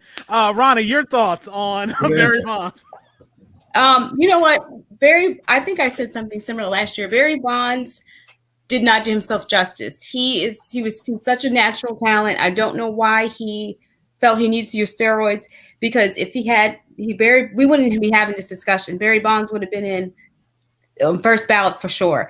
I think he belongs in there, but then again, you have to go back to, is that fair? And I think the writers are trying. I think what they're trying to do is they're trying to, tell these guys out there, look, this is not okay. So I think if they do get in, like I think they're gonna probably put all the guys in that they do get in, but it's like they're trying to prove a point. Don't do steroids. So I don't know. I mean, like they've said before, if he gets in, you gotta let the rest of them in. When Brandon Riggin comes back, we'll get to him. Dave, your thoughts on Bonds, and I know it's going to be a very interesting one. Well, Ronnie, I can answer the one question for you. The reason why he started doing them is because he was watching Sosa and McGuire, and they were getting all the attention, and they were getting all the endorsements, and they were getting all the money, and they weren't a tenth of the baseball player he was. Barry Lamar Bonds is the greatest baseball player I have ever seen in my entire life, and I don't know who's second. I don't care. Okay, Barry Bonds. I mean, I just want all my time on Barry, and then you can skip me for the rest. No, I'm just kidding. But, I mean, I will never, and I mean this, Earl, I've said this for years, I will never set foot in that Baseball Hall of Fame. I will never buy a ticket until Barry Bonds is enshrined as a member, because that museum is a joke if it doesn't have Barry Bonds in it. I don't care what he did. I don't care what he said. The man flat out, I mean, he has got WAR seasons that, I mean, you could pick out his 5 best seasons, and he's got a higher WAR than Harold Baines, who's a Hall of Famer. I mean, Barry Bonds is so far and away the greatest player of the last 50 years. I mean, like I said, I don't even know who's second. I would argue he was better than Griffey before he was on steroids. Now, I know Griffey was much more likable, and people didn't want to say that. I mean, this guy's a 7-time MVP. He had 3 of them before anybody even thought about steroids. I mean, this guy was a top 25 baseball player before he went to the Giants and hit every pitch he saw into McCovey Cove. True. If Barry Bonds isn't a Hall of Famer, then nobody is. Board up the place and move on. Brandon Riggin, your thoughts on Barry Bonds? I know we're having technical issues, but we're glad to get you back. Yeah, thanks. I came back just in time. So, I'm going to say this. I know earlier on I was talking about, integrity and those things, but you're going to be surprised that Barry Bonds is in. He's got to be in. Regardless, Dave, regardless of the steroids, his stats, I mean, even if you take off some of it, factor out like a handicap for steroids, the guy still did it all. I mean, he stole bases. He hit for power. He was, he was legit. You can't deny Barry Bonds any longer. Barry Bonds is he's bearing the brunt of the steroid era right now. And really this year, I'm glad it's the 10th year, because they're going to finally have to do something. They're either going to have to let him in and start, recognizing that these guys, even though they took steroids, that was the time, that was the era. We already had the discussion about how it was looked at then. They turned a blind eye to it. It made the teams money, made the league money. It helped promote baseball. It made people excited about it. You know what? It's time to get over it and move on. Bonds is in my opinion. Bonds is in, and if they don't put him in, I think they're going to really hurt the fan base. I think the long-time true baseball fans who were following baseball as Bonds was playing are going to be are pretty upset by it. I do. Brandon Burns, your thoughts? Statistically, eye test, everything. I can tell you, I sat in PNC Park and almost got killed by one of his home run balls. This thing was a missile coming out to right field. Do I think he's a Hall of Famer from the stats and the way he played the game? Absolutely. Does he get in, though? With the baseball writers, 61%, guys, is what he's at. He's not going to get the extra 14%. They're going to prove a point this year with him and with Clemens. They're not going to get in, and they're going to make the Veterans Committee do it later on in life. As much as we want to sit there and say that they need to be in, they're not going to do it, because the baseball writers, and I know we all have qualms with how they do this, they all have vendettas, and they're all going to prove the point. They wouldn't have held him out for 9 years just to let him in on year number 10. They're going to make him wait that much longer. Megan, your thoughts? As much as I agree with everyone, I think Brandon makes a good point that why now all of a sudden? Do they say, oh, we were just messing around, playing the narrative for a decade. Okay, he's in.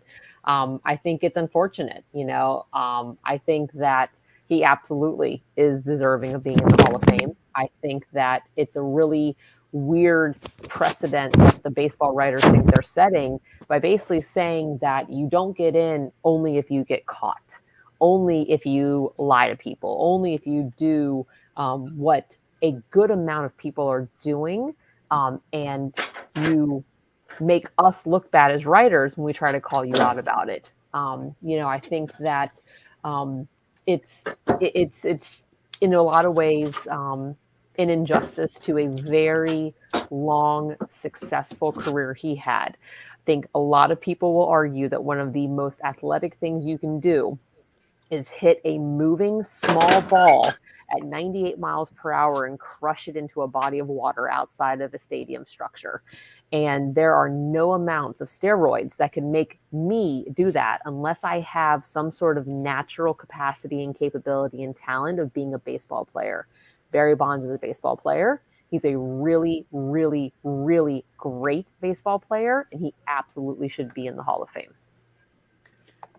And, Earl, if I could jump in real quick, Earl, I think one of the things I forgot to mention as well is when we look at all these guys from the steroid era, the only way that the floodgates are ever going to open up, I think, for them is somebody that's already in the Hall of Fame needs to literally come out that's been a slam dunk voted in and a 1,000%, hey, you're a Hall of Famer, needs to come out and said, I did steroids during my career. That's the only way this stigma is ever going to get off of. I know there's some guys that are in that, Piazza was always questioned, but I think if somebody comes out and says, hey, I did them during my career, that's going to be the only way that the stigma is going to get off of these guys. Mm-hmm. If anybody has Jeff Bagwell's number, I will call him and tell him that right now. And the thing about it too is as a healthcare professional, I feel very confident in saying that there's a lot of things that enhance performance. Good trainers, supplements. There's a lot of things besides anabolic steroids that help you be stronger, better, and faster at what you are naturally capable of performing. There are a lot of advancing and evolving technologies out there that are allowing people to play for longer careers. We could look at Tommy. We've talked about Tommy John. Tommy John surgery is enhancing performance for a lot of people. So there are a lot of ways out there, both injectable and non-injectable, that are allowing for people to sustain their performances longer. I know this is a baseball Hall of Fame panel, but there's no way that someone back in the 80s or 70s is playing for as long as Tom Brady is, unless he has his dietitian, his massage therapist. I mean, these professional athletes, I go back to sabermetrics and return on investment. They're investing millions of dollars into their body. So why is it just unfair for someone with anabolic steroids to have this against them and not the person who's putting $2 million of other quote unquote not on the banned lists into their body to help enhance their performance? You still have to be able to show up and perform regardless of what you're putting into your body and what you're doing with your body. Yeah, and I think that's the other thing. Steroids help some fringe guys become everyday players, and maybe other people just allow them to stay in the lineup longer because, again, hand-eye coordination, those things you're going to need. And, just like anybody, we could always talk about Gaylord Perry and all the stuff that he did with the ball that, it's a running joke with him about the Vaseline and whatever else he did. And and it's one of those things it's going to be interesting how people vote. And I think also another trend that might help is that there are more younger writers coming in who could change the balance. So all the older writers who hadn't been to a game in years, who got pushed off the ballot for writing, those guys are being replaced by people who are in their 30s, 40s, and who grew up watching baseball in the 80s and 90s. And you say, you know what? And the changing attitudes. And I think the biggest thing was that there are some people who are notable media figureheads in baseball who had no voting power. And, bloggers are starting to get that. TV people didn't have that. You wouldn't be surprised that, of course, Bob Costas doesn't have a vote. And unless that's changed lately. But I believe at one point he had no vote. And And that's interesting. People who've been around, who've been on TV and all those things, a lot of those people might end up weighing that factor as well. I know we'll talk quickly about Clemens because it's the same boat as Bonds, going all the way around. Megan to Thuran. Megan, your thought on Roger Clemens? It's 100% the same argument. There's no reason for either of those players to be on their last year of eligibility. As if, top two, ward statistics of all of the players that appear on the ballot. 100%. It's an absolute no-brainer. We all drink Gatorade. There was a time and a place that Gatorade was designed and developed to help enhance performance because players were cramping. It's not up to these vigilante, baseball writers and media and commissioners and everyone else to sweep things under the rug and only hold a select few accountable. Roger Clemens is in, and he should be. Brandon Burns. Same argument as Bonds. I think if statistically he's in, but I don't think he's going to get more than 61. I think his votes are actually going to go down because the writers are going to make the point. Dave. Hall of Fame is not a church. It's a baseball museum. Put the greatest players in. He's in. Brandon Riggin. I'm not saying he will get in. I'm saying he should be in. Oh, yeah. Brandon Riggin. So I think definitely same argument. Clemens should be in.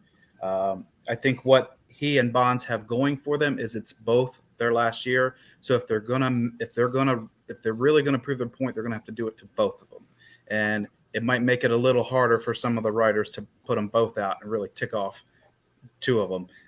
But Clemens, when you think, like I said earlier, when you think of somebody you did not want to face, you didn't want to be facing Clemens, and Roger Clemens definitely had the stuff, so he should be in. If Bonds gets in, he gets in. I don't see either of the. I think they're either both get in or both not get in. Okay. Ronnie, your thoughts on Clemens? Yeah, what everyone's saying. I mean, he should be in just along with Bonds. I agree with Brandon though. I think if they're either both in or they're not. I mean, it's going to be really horrible if they don't because they're such talent. But we know writers can be petty, so it's all up to what they're going to if they're going to be like, you know what, let's let them in, they belong in here, or if they're going to be like, no, we want to prove a point. So Thuran, Clemens, the Rocket, what are your thoughts on the Rocket? Oh, another easy. He's easily in the Hall of Fame. He should be anyway. We're gonna mention Schilling soon, I'm sure. But I think I said this about Schilling one time. I'll say it about Roger. Every time he pitched, it was like an epic. It was very cinematic, and you just felt that, oh yeah, like we're gonna remember this game. And a lot of those games were, a lot of those games counted. A lot of those games meant something. And I can think, when I think about the Rocket, I think more about those performances more so than any, the allegations and, his attitude and his poor showing in the Subway Series. I hated that he threw that short of a bat at Piazza. I thought that was, when you talk about the character of the game, and arguably that's a Subway Series. You can't ask for a bigger World Series, a bigger game for baseball in general. And the fact that he just had to do something like that on that stage was really disappointing at that time. But overall, yeah, the guy he should be in because he was a baller. I mean, top two competitor of all time. It's crazy. Yeah, it's like Maddox level, and here's the thing. We're gonna get into Schilling because we know that's a whole different story. A lot of people at one time said his win-loss record in the regular season wasn't that spectacular, but it's what he did in the postseason. And then a lot of things that follow him off the field as opposed to on the field might have dinged a little bit of his Hall of Fame resume. And then him, after not getting in, taking the alternate route, Bonds and Clemens were silent about it. Schilling asking to be taken off the ballot. That's one thing that might ding his thing, and we're gonna have to go into that because it's like the George C. Scott thing about for an Oscar. If you nominate me, I will decline, and if I win, I will not accept it. And this is this thing now that Schilling has put himself in that situation that while he did not take steroids, and he's been adamantly anti-steroids, and that's the one thing that might have helped him had he not continued to put his foot in his mouth about certain things, whatever your political beliefs are, that's one thing, but asking to be taken off the ballot after not feeling like you didn't get in, not getting your way, that's going to be the biggest thing that hurts him. And we're going to work all our way back around. Let's change this up. Dave, your thoughts. I know you got to say something about Schilling, his thoughts about being taken off the ballot, and everything else is going to figure into that. Yeah, so if you talk about being likable, and Ortiz is the poster child for being likable, Schilling is the poster child for being unlikable. There's no question about that. The thing about Schilling is, Schilling was great with the Phillies when they were terrible, and no one really knew about it. It wasn't until, it really wasn't until he got to Boston and Arizona. I mean, I guess it was Arizona first, and then Boston, that people really started to understand who he was. And that is true, Earl. He has the stats to get in anyway, but those epic postseason performances really put him over the top as far as for most people. But again, like you said, it's a very different story than Clemens, but this is the Clemens and Bonds conundrum that keeps happening, because all night people have been saying, well, if you let those guys in, it opens the floodgates. Well, to me, look at the opposite of that. If you don't let Clemens in, how can you let Schilling in? Schilling was Clemens light. If you don't let Barry Bonds in, how can any offensive player get in? The Hall of Fame, because they're trying to be the morality police, have tied their own hands and made this so difficult, much more difficult than it has to be. Vote in the best baseball players, because again, should Schilling make it? Yes. If Clemens doesn't make it, Schilling shouldn't be there. And that's the whole problem here. That's the entire problem. Ronnie, your thoughts on Curt Schilling? Well, like Dave said, Curt Schilling, it's a little bit different with him because Bonds and Clemens have kind of kept quiet. They've shut their mouth. They were what they were during their career, but post-career they've kind of been quiet. They've done their. They just haven't. You haven't heard a lot of them. Schilling, on the other hand, he can't keep his mouth shut. He's talking all this stuff. He's put his foot in his mouth, and that's going to have a impact. I mean, honestly, if you look at his numbers, he's nowhere near where Bonds and Clemens are. So, but it's the postseason that's going to push him there. The bloody sock game, all that. But is he going to be able to do it because of what he threw a temper tantrum, pretty much. That's what he did. He threw a temper tantrum. Oh, take me off. That's going to affect him. So, he might not get in, honestly, because like I said, like with Clemens and Bonds, they shut it down. They didn't complain. He had a whole fit, and then his other issues. So he probably might not get in. Brandon Burns. I think when we look at Schilling, on the field, obviously Hall of Fame player, with what he did in the postseason, that's in and of itself right there. I think the biggest thing as we look at this class as a whole, with everybody returning, as well as with, all the new first timers, I think, where we're at with all these guys being on the 10th year, we have to remember that when the baseball writers are making their point, the Hall of Fame is going to have a ceremony no matter what this year, with the guys getting voted in with the early baseball and also with the golden era. So, COVID obviously pushed back cheaters from 2 years ago to last year when they didn't vote anybody in. So at the end of the day, the Baseball Hall of Fame is going to look fine in this whole scenario because 6 people are going to go in the Hall of Fame this year. Whether it's a modern day player or not, they're still going to have the ceremony. They're still going to have the people there. They're still going to sell their tickets. But I don't think any of these guys that we're talking about are going to get in this year. Thoran.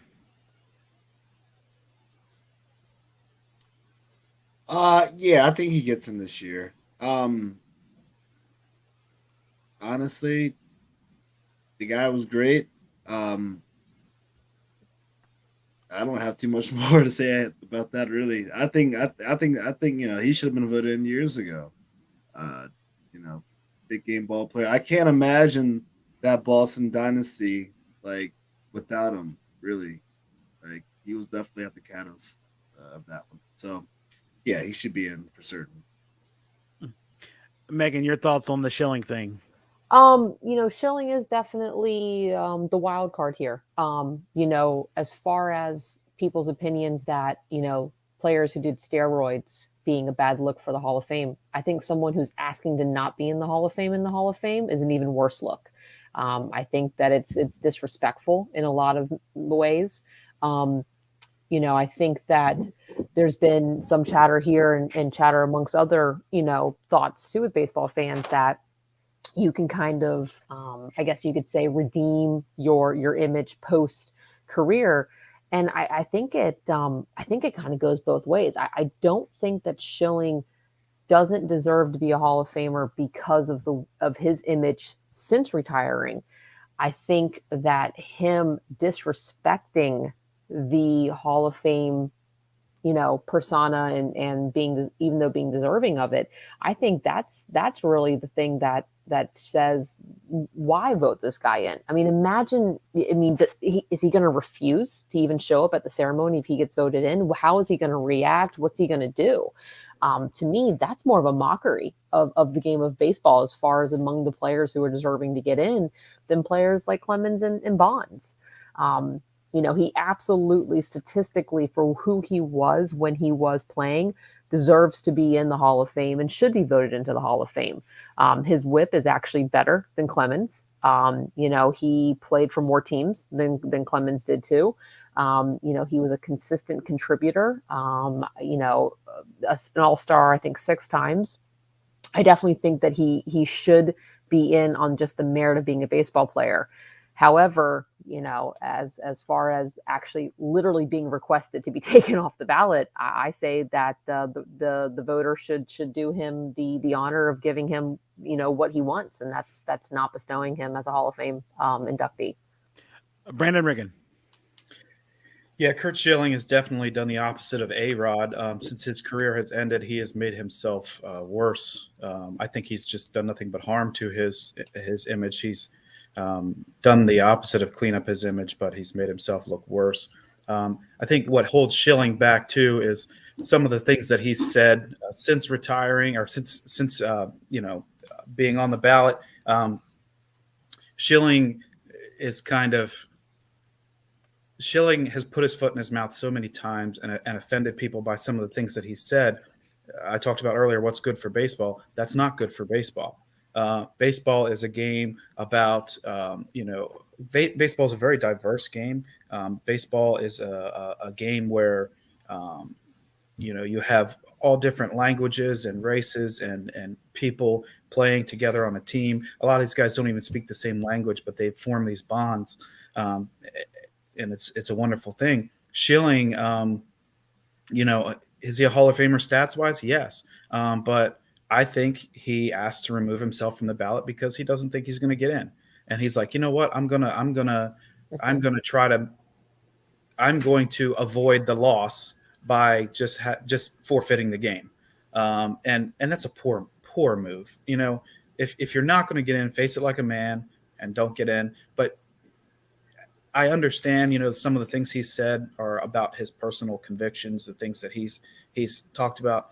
But at some point, if there's a saying that I really like, and it talks about you don't have to compromise your personal convictions to be compassionate to other people. And I think that he doesn't get that. I mean, and to say the things he said and do the things he's done, it would be one thing if he did those things and really didn't care what anybody thought, really didn't care about the Hall of Fame. But for all these years, he's done those things and he's upset that he's not in. You wonder why you're not in. I mean, you're clueless, dude. You're clueless when it comes to that. If we're going to go by what I said at the very beginning, and integrity and being a good sportsman and being good for the game, that is worse than steroids. that does nothing to help the game. You could make an argument that steroids did help the game or save the game, but being a catalyst for division and things like that, it's just not a good look. Does he get in? I don't think he gets in, and I think that, like Megan said, he kind of made the decision for them, and they're gonna. Why would they vote him in now that he said, take me off the ballot? Give him what he wants. He wants to be a child about it. Give him what he wants. Give him what he wants and vote Bonds and Clemens in and leave him out. I mean, that's how I feel. Yeah, Brandon, that's I'm sorry. I was just going to say, when it comes to integrity, it's we're not debaters of integrity. We don't sit here again. We don't pretend to be judge and jury and decide who's more who has more integrity than others. But I think that it's easy to agree on that taking steroids, putting performing enhancing supplements into your body potentially does harm to yourself. But some of the comments and actions of Curt Schilling and since coming onto the ballot over the last 10 years, you could say has done harm to other people and groups of people. So as far as integrity goes and impact of your actions, I think that you make a point that the actions of the result of the steroid usage versus the result of your words and of your choices, they definitely weigh differently, I think, in this scenario. You guys have talked me out of voting for Curt Schilling. I'm changing my ballot. I will say this: if he said he would rather wait to the Veterans Committee, you better hope that you haven't pissed off a lot of people who are going to be the jury of your peers down the road, because there might be some people, I know Mitch Williams is not going to get in the Hall of Fame, because if Mitch Williams was a Hall of Fame voter, he's probably not going to swallow his pride and pick Curt Schilling, But there's probably a few people who are waiting for that vote to definitely say no to Curt Schilling that are playing. I mean, let people like Ken Griffey Jr. or someone else, or who knows, maybe Barry Bonds or Frank Thomas or anybody else we haven't mentioned yet. That's going to be on that list. You might, there's plenty of other Hall of Fame managers. You're going to get a whole mix of people, managers, players, executives, that if you leave that down to let them vote for Curt Schilling, they might not be as judicious as the writers were these past 9 years. And that you're playing a dangerous game trying to put it in a jury of your peers if your peers probably don't like you. That's the other thing. That's my one thing. One name I want to get to before we sort of go like a free-for-all. This is a name I was going to look at. It's very interesting. I was going to say Scott Rowland, and that's something we can discuss. 8-time Gold Glove winner, and we can say that a little bit later. That's if a guy, a lot of behind-the-scenes stuff that he found his way out of several cities on several different occasions. I'm going to say Andrew Jones. Andrew Jones is like a Dale Murphy type character, a tape player. Huge upside, a very, very big peak, and then all of a sudden at a particular age just dropped off a mountaintop. And that's interesting. Andrew Jones is someone I want to quickly talk about. Dave, your thoughts on Andrew Jones? Yeah, Earl, again, I appreciate you. You made it really easy. He's a Dale Murphy type player who's not a Hall of Famer, and he didn't win 2 MVPs like Dale Murphy did. So there you go. Ronnie, your thoughts on Andrew Jones? You know what? If he had continued on the trajectory where he started, no doubt he'd be in. But and it's kind of sad because when he came with the Braves, everyone was like, "Oh, he's gonna be, he's gonna be in the Hall of Fame, all that," and then he just kind of, you know what I mean? So I don't know. He's probably not gonna. I don't think he's Hall of Fame. Brandon Burns. One of the greatest defensive center fielders of his generation. Offensively, had a lot of great years. I think he's borderline. I think, as you look at a lot of these guys, I think he might get a little bit of a push, but I think, he has way too much ground to make up to get the 75%. Thoran. He has 10 gold gloves. And just think about that. Like, he was the best at, like, arguably, like, why? Well, it's a glamour position. But you're the captain of the outfield, when you're in center. And he was the best at that in the world for at least a decade's worth of time. Like, that's saying a lot. Like, not too many ball players can say that. Offensively, uh, I don't think of him as a Hall of Famer offensively. Although, looking back at his one of his highlight reels, he evolved. He actually evolved into a decent offensive player. I'd say he was a solid 5 hole guy. Not necessarily like the one, not necessarily like a huge run producer. Although I think he did hit at least 50 once in his career. But overall, based on the fact that he won 10 Gold Gloves alone, and I don't really know. I mean, I hear about Dale Murphy. I've heard he's great. But from what I saw growing up, Andrew Jones is definitely a Hall of Fame center fielder, if not a Hall of Fame baseball player as a whole. Megan, your thoughts?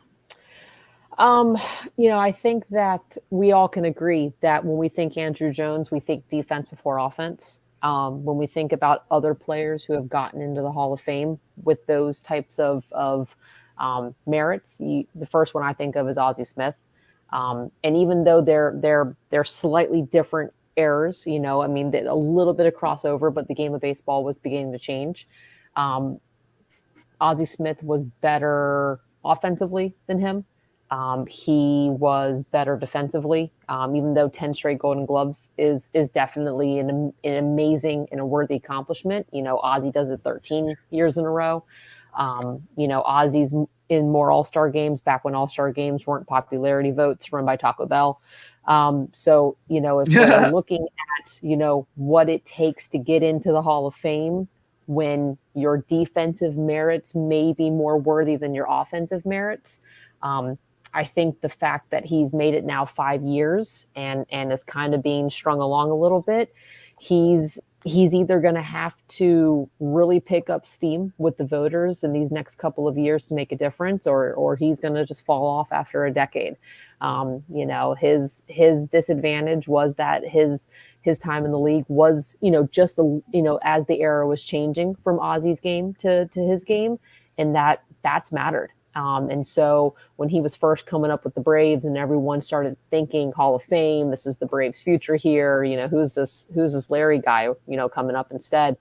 That's when Ozzie was getting inducted in 2002. And then all of a sudden, things started changing in the modern era of baseball. And so I think Andrew, he was kind of stuck between two different generations of baseball, and he's probably going to fall short. Earl, can I jump in here just real quick? You mentioned Ozzie Smith, because this always happens. Megan did a great job. Someone always mentions Ozzie Smith. I just need to tell you guys, Ozzie Smith's defensive WAR was 44.2. No one else in the history of baseball is over 40. Okay? I mean, Ozzie Smith compared to a guy like Omar Vizquel, for example, who people like and try to compare him to. Ozzie had 700 more assists in 400 less games. Ozzie Smith, and Megan, I'm not picking on you. Just remember, when anybody compares someone to Ozzie Smith, they shouldn't be compared to Ozzie Smith. Exactly. And that's where Andrew Jones, I think that's actually his disadvantage. If we're looking at his qualifications and trying to, there's just no comparison.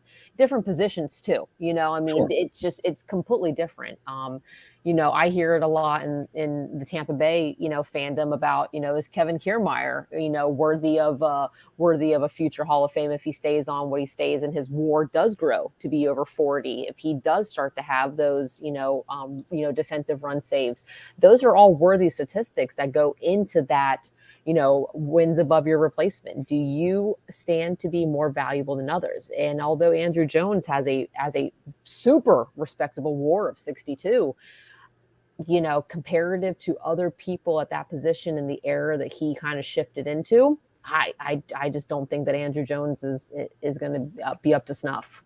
If you're not going to hit, you better be one of the 1 or 2 or 3 greatest defensive players of all time. Mm-hmm. That's it. If you're not going to hit, you're not going to make it. Brandon Riggin, your thoughts on Andrew Jones? Andrew Jones, he definitely was a defensive. He was more valuable defensively. Although I think he still did hit more than 400 home runs. He did hit. And he was part of a very popular time in baseball, popular team, the Atlanta Braves. In those years, the Braves were, people were jumping on the Braves like crazy. A lot of people bandwagoned onto the Braves, and they were good. I'm not saying they didn't deserve the fans, but Andrew Jones, if he could get in on his cool points, with his cool factor, that would help him, because when he was coming up through Atlanta, he was like Atlanta's kind of Ken Griffey. He kind of had the swag of a guy with a good smile. He didn't have a punchable face like A-Rod. He was Mr. Cool. But his career kind of went off the rails. He became kind of a journeyman afterward, and he got into some trouble. I think he had a strip club incident, and I think later in life had some domestic violence things, and that's surely if the baseball writers are gonna continue to be a moral judge, they're gonna keep him out, unless those things aren't important. Sometimes they chalk those things up to, that's what athletes do. They go to strip clubs and they beat women. It's not okay, but sometimes that stuff kind of seems to be accepted for some reason, for some athletes. But he was a good player. I'll give him that. He's on his 5th year, so it's definitely going to help him having Clemens and Bonds and Schilling off, them out of the picture. It's going to kind of, depending on who else is in the runnings, it might help him. So I can't really decide on him, to be honest with you. I can't give a yes or a no. I will say, looking at the ballot, next year is going to be a lean year. So people who don't get in this year that have plenty of years left will have a shot. 2024, it looks pretty lean with the exception of Adrian Beltre. And Carlos Beltran is going to be on there next year. And that's going to be something people are going to reckon with. Some of the things that happened with the Astros that could dent anything with that. And that's going to be something we're going to talk about. Cheating of a different kind, as opposed to using drugs, using electronic performance enhancers. But one more person I want to say before we go to our final vote, because there's so many people to mention. I am going to say, because we started talking about him and a couple of things that brought it up. Omar Vizquel, and the problem is that he was ascending, and then all of a sudden those allegations that came out of domestic abuse sort of froze him in his tracks. And that's something that, I didn't even know anything about that. I know last year when me, Ronnie, Thuran, and Brandon did this, all of a sudden all the domestic violence stuff, that was new to us. And it sort of caught us by surprise, which was a huge thing. And I think that might ding him now, especially with everything that's been going on lately. Omar Vizquel is a person that you have to talk about, because, again, as you mentioned, Dave, and we start with you, that everybody compares him to Ozzie Smith, and the defensively, that's what's going to get him in. But if there are other issues that might hurt him, that might be one of them. Yeah, everyone who compares him to Ozzie Smith never saw Ozzie Smith play and should probably be slapped in the face. Not by me, because I'm a pacifist, but I'm just saying someone should come along and slap them. Omar Vizquel, 29.5 defensive WAR, which makes him 9th all time, which, hey, that's pretty good. But like I said earlier, if you're not going to hit, he's got a 336 lifetime on base percentage. That's poor. That's poor. And he was a 7th or 8th hitter most of his career. And the reality is that, like you said, he had the more recent allegations, but you just can't be a Hall of Famer historically if you're not dynamic offensively, and he certainly was not. But just as a side note, because there's some Oriole fans here, just know that Omar Vizquel, who's known for his defense, based on the all-time defensive WAR list, is behind Mark Belanger, Brooks Robinson, and Luis Aparicio on that list. So he would be the fourth best left side of the infielder in Oriole history. I think that automatically should disqualify him from the Hall of Fame. Yes. I mean, well, I guess that pushes Cal down. But Ronnie, your thoughts on Omar Vizquel? I'm sorry, Cal was up there too. Okay, Cal was up there too. I'm sorry. So he'd be fifth. You know what, Omar, like Dave said, with Omar Vizquel, he was constantly compared to Ozzie Smith, and he was constantly featured on ESPN highlights. But he was part of that Cleveland Indians team, but you had Jim Thome and Albert Bell, all those big bats. So he didn't have to hit. He just had to show what he could do defensively.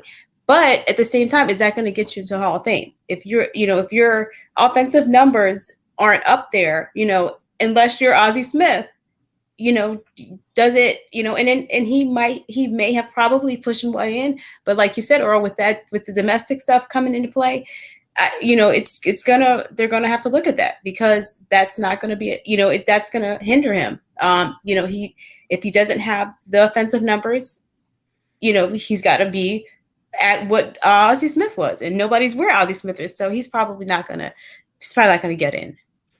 Brandon Burns. I think you guys should go back and actually look at his statistics, actually, because offensively he had 2877 for hits. And if you go back and look from 92 to 2007, his lowest hit total for a season was 144 outside of 2 years that he was hurt. So, I mean, he averaged 157 hits per season. And we have to remember, he started playing in 1989, and his last season was in 2012. So, I mean, for that long of a career, we keep going back to, yes, he was good defensively. Yes, we compare him to Ozzie. Yes, he had the Omar the Outmaker when he was with early years in Seattle. But, I mean, he turned his career around from a hitting perspective to almost get to 3,000. So I know the domestic stuff now comes into play, but realistically, he was probably, from longevity and from an hitting standpoint, he's probably not that far off. Brandon, I thought you and I were on the same team here, buddy. You're hurting my feelings. Duran, your thoughts on Omar Vizquel? Solid ball player. I thought it's really good of him to be known as one of the most reliable defensive players, I guess in baseball history. From what I saw, he never really seemed to be like a huge impact player. I liken him to like a Mike Bordick type. Maybe a little better defensively, but not by much. But you could always rely on him to make the play that needed to be made. I think if the combination of Vizquel to Alomar were able to be voted together to be in the Hall of Fame, then he'd get in that way. But individually, no. I don't think he want to be paired with Roberto Alomar right now. That's the last thing he want to be right now. That's true. Yeah, Megan, your thoughts on Omar Vizquel? Well, I don't know if you purposely made us talk about him after Andrew Jones, but with looking at both of them being in their fifth year, and then if you start looking at Scott Rowland on that ballot as well, and you talk about the leanness between now and 2024, actually, of those three guys, now I'm going back and I'm voting for Andrew Jones. If you look at his numbers comparative to Vizquel, sure, Vizquel's batting average looks better and he's got more walks and he's got more hits, but he also needed 3,000 more at bats than Andrew Jones and Scott Rowland did in order to do that. I know we talked about consistency and longevity, but maybe that bell curve of a career that he had actually just kind of elongated the inevitable, that he really just took a good career, and because he spread it out, it seemed greater than it really was. defensively, good at what he did. And I do think that it definitely is harder to be a great shortstop than it is to be a great center fielder if we're, since these are three very different position players. But just looking at, I think, opportunity and return on investment and just kind of doing the most with the opportunities given, I think Vizquel actually just had a lot more opportunity to kind of, I'm not going to say pad the stats, but had opportunity to gain some of these stats and beef up some of these numbers.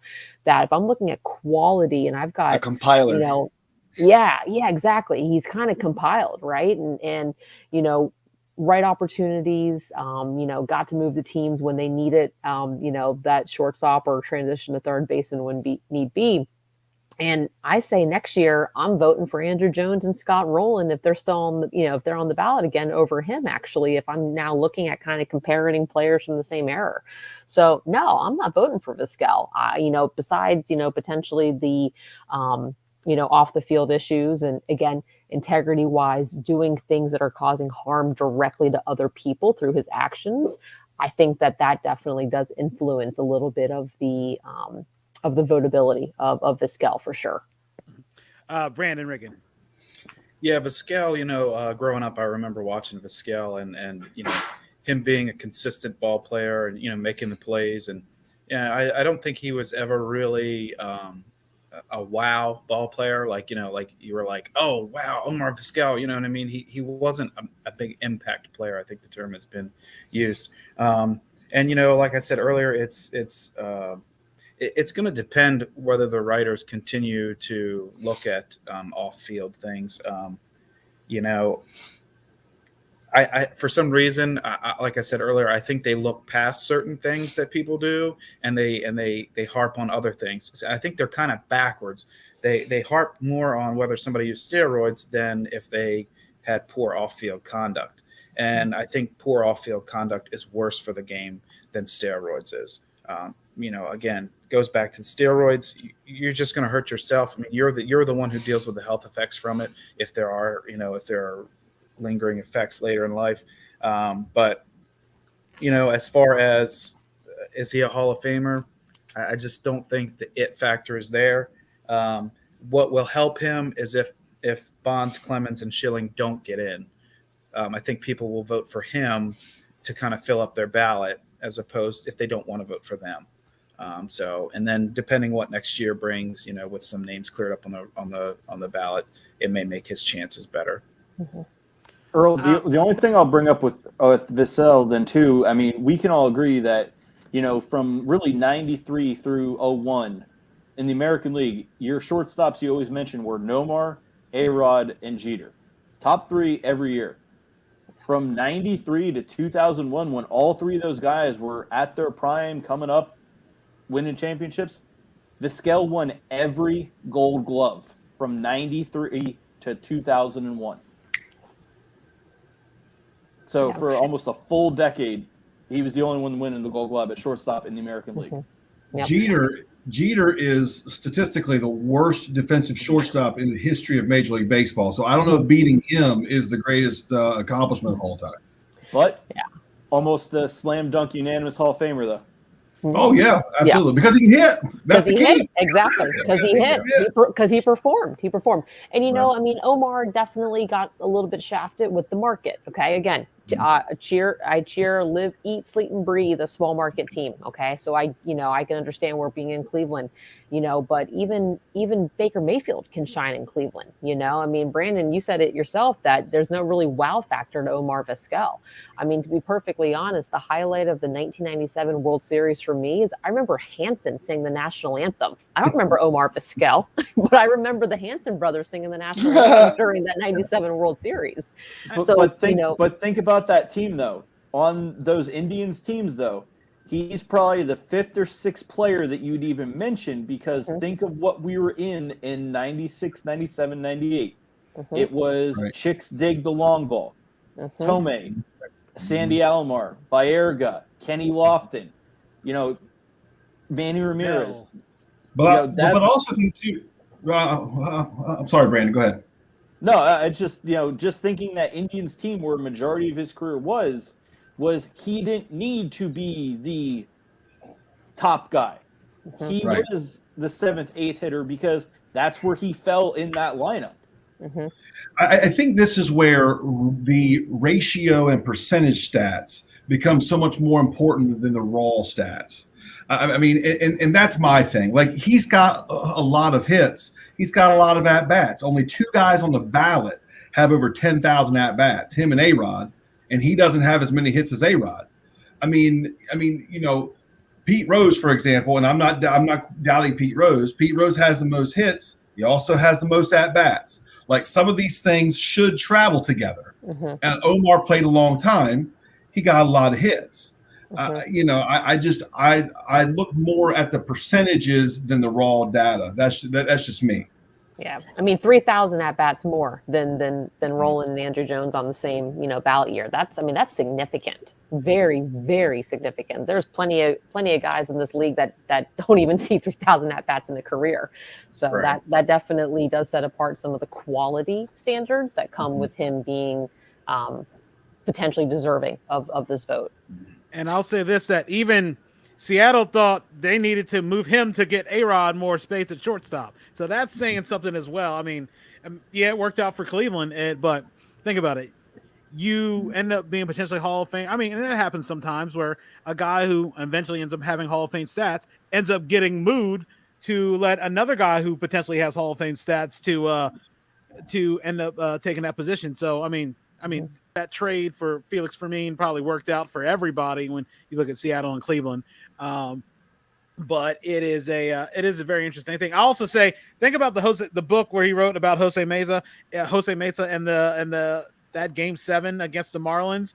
I mean, that became he tended to rankle a few people on the field, even some of his own teammates, sort of like the Schilling effect is about talking about Mitch Williams and the book, and how Jose Mesa just kept saying, every time I face him, I'm going to hit him. And he made that his career's work, especially as it went on after, while Vizquel was still in Cleveland and Mesa just kept moving on the team. That might be saying something else as well.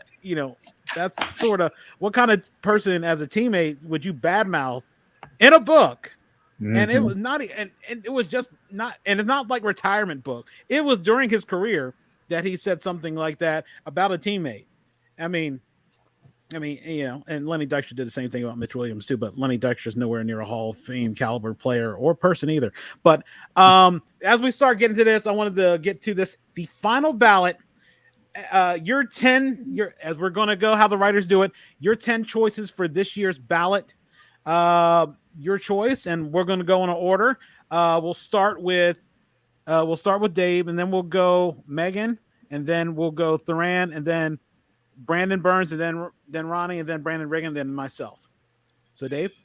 Okay, so I did not use all 10 of my spots because you guys talked me out of Kurt Schilling. So I did not think I was going to change my mind, and you guys talked me out of Kurt Schilling. So my ballot is Barry Bonds first and foremost, Roger Clemens, Scott Rowland, Gary Sheffield, Manny Ramirez, Sammy Sosa, A-Rod, and shockingly to probably many of you, Andy Pettit. That's my ballot. Yeah, and I mean, and that's an interesting one. I know we'll talk about how whether there should be something prefaced about their careers and certain things, because a few people admitted their use of performance enhancing. Yeah, clearly I don't care about steroids. I think if you've learned one thing about me, that's it. I'm just like, if you admit, my thing is this: admit that you use it. We'll grade you on a different curve. If you're that good on performance enhancers, hey, you're still, you still have to do that with regardless of what you do. Megan, your ballot. As much as I want to pull a Shaughnessy and just vote for Jeff Kent's mustache, I will not. For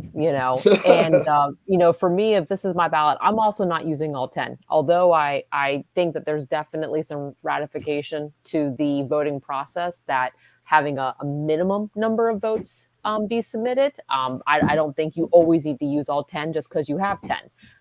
But for me, if I have to plug in, my votes and submit them, it's Bonds, it's Clemens, it's Rowland, it's Billy Wagner, It is Manny Ramirez, Andy Pettit, and that's it for this year.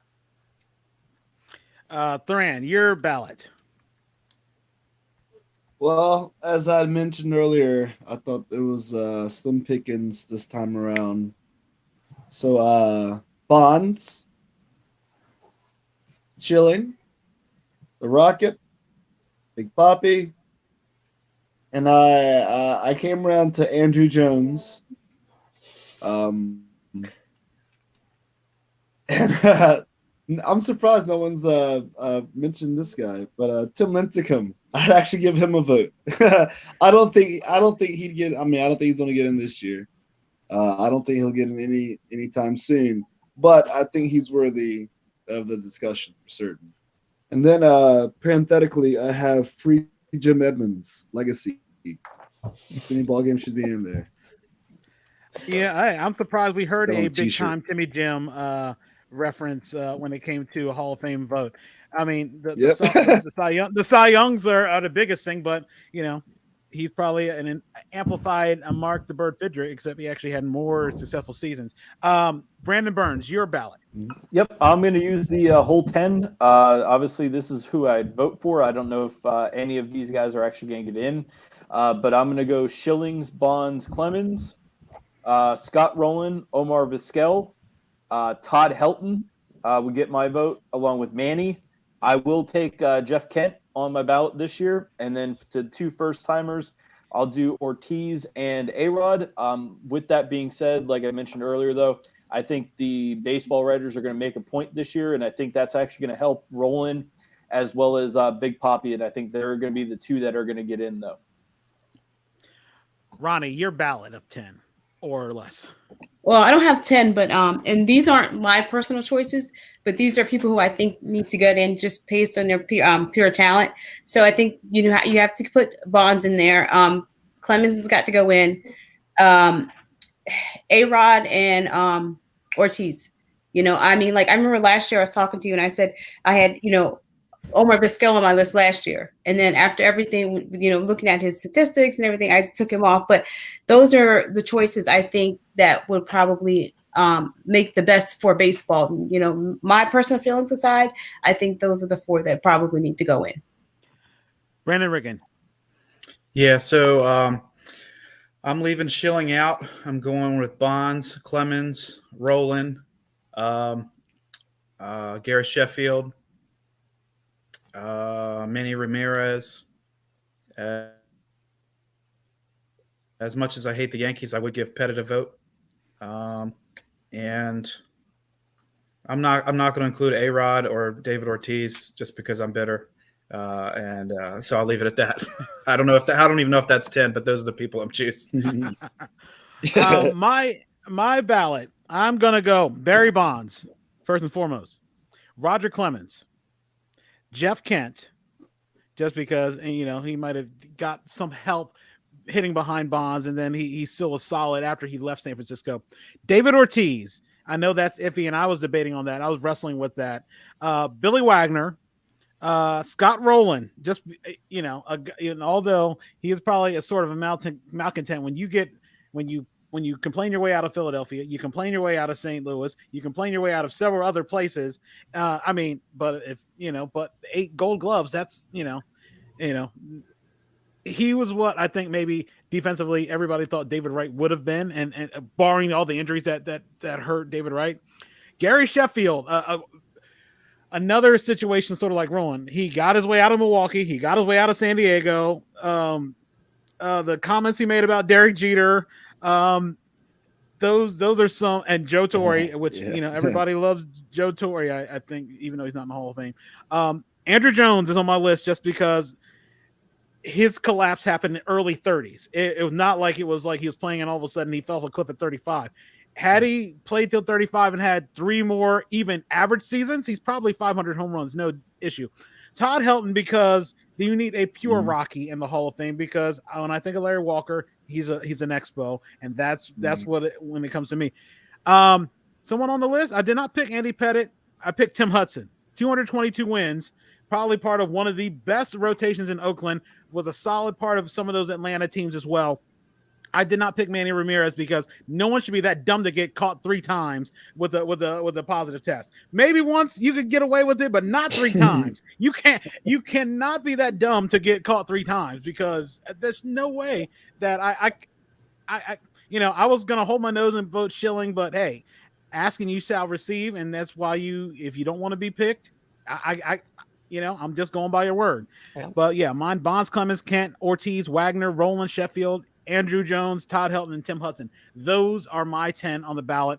And I know the interesting thing is I love about these forums and these roundtables is getting baseball fans here just to talk and get their thoughts on, who they think is, and I don't want to say who's worthy of a Hall of Fame, but who do you think should be us in that list of those who are like otherworldly when it comes to baseball players?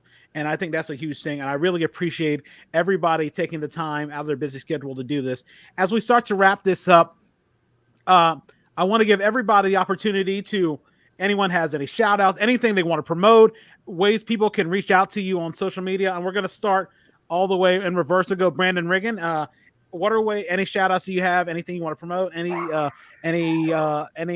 ways people can reach out to you on social media? So, yeah, I mean, as far as social media, if you like really lame dad jokes, I'm your guy. You can find me on there. I love a bad joke. I love the lamer the joke, the better. I like baseball. I talk Orioles. So, if you're into the Orioles, I know more about the Orioles than I do about pretty much all the other teams combined, probably.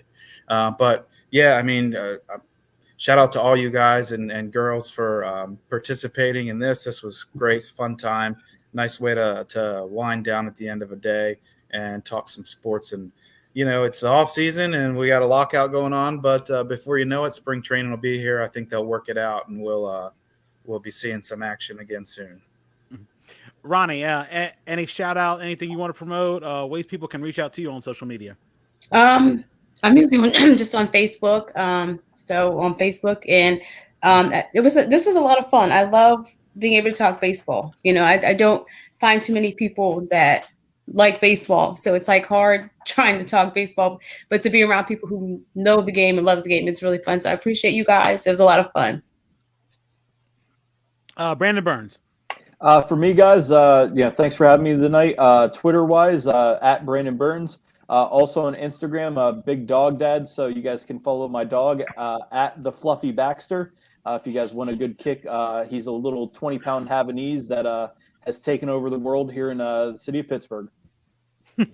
Thoran, any shout outs, anything you want to promote? What are ways people can reach out to you on social media? Even though I think, is that both your at Sparky _McGriddle Cakes, your Twitter and Instagram?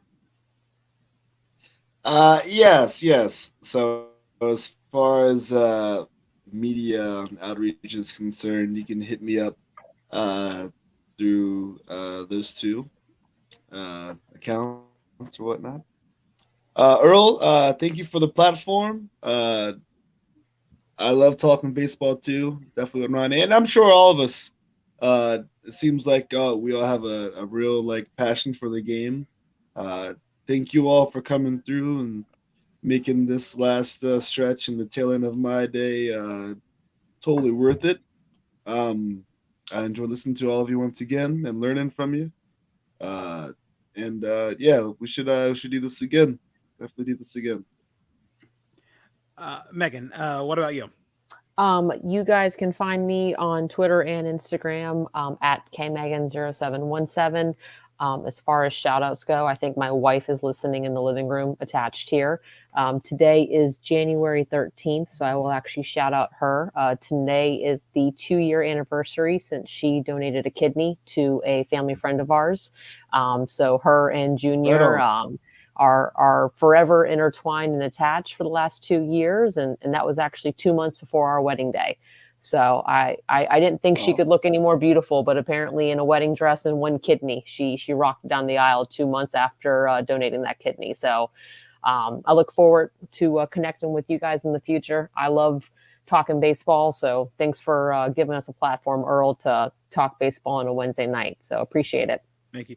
And Dave, what are ways people can reach out to you? Any shout outs, anything you want to promote? Well, first of all, I can't top that, Megan. That's awesome. That's fantastic. So, listen, yeah, I'm a Rays fan. We gotta have good things to celebrate outside of baseball, right? That's right. You can find me at XEA76 on Twitter and Instagram. I like to talk a lot of sports. My Instagram, I focus more on my smoker and my barbecuing. On Twitter's much more about sports. So just try to have a good time. Earl, again, thank you, man. I had a lot of fun last time I was with you. It's been a long time, but I had even that much more fun this time. Good to talk to all you guys, and I appreciate all you guys and gals. A lot of good baseball talk. And again, it's really all about Barry Bonds. The rest is just details. I really appreciate you guys for being here, and I want to thank everyone. Getting this together. I always worry about trying to make sure everybody's schedule is jived, and that was a huge thing. And I'm glad to be able to have you guys on here, and I definitely want to do this again next year. I know the biggest thing is I always try to mix it up a little, just to get a little more. I know the feared word, diversity in here, just to get as many people from all backgrounds of life who are big baseball fans in here, just to get their thoughts and everything when it comes to this game. Because you think about it, eventually it's going to age us out, because as they're trying to look for younger fans, we might eventually get left behind, unfortunately, in the trends that, a sport that, while it tries to keep up with a young audience, apparently has learned nothing from what made it such a great game. And, while I know some people call soccer a beautiful game, baseball still is a beautiful game to me, no matter how much they shoot themselves in the foot when it comes to that. But I want to say thank you guys. And one thing I want to do is once we go off air, I just need to do a quick debriefing with you guys in the studio. But for everybody who's been watching and everybody who's been talking, really appreciate all of you guys tuning in for this, especially those who are watching on YouTube, who are watching on Facebook, who are watching on Twitch. I know somebody who's been with us all the whole night on Twitch, and really appreciate that. We'll be back soon for another one. For everybody who's been watching, for Megan Kim, for Dave Hudson, for Thran Dennis, for Brandon Burns, for Ronnie Day, and for Brandon Riggin, I am Earl Holland, saying thank you guys for watching. And definitely, we're getting this out, especially the week of and a few days before the Hall of Fame announcement, which was the key to do this. And I really appreciate you guys. Thank you so much. And we'll do this again very soon. Go Barry. Well,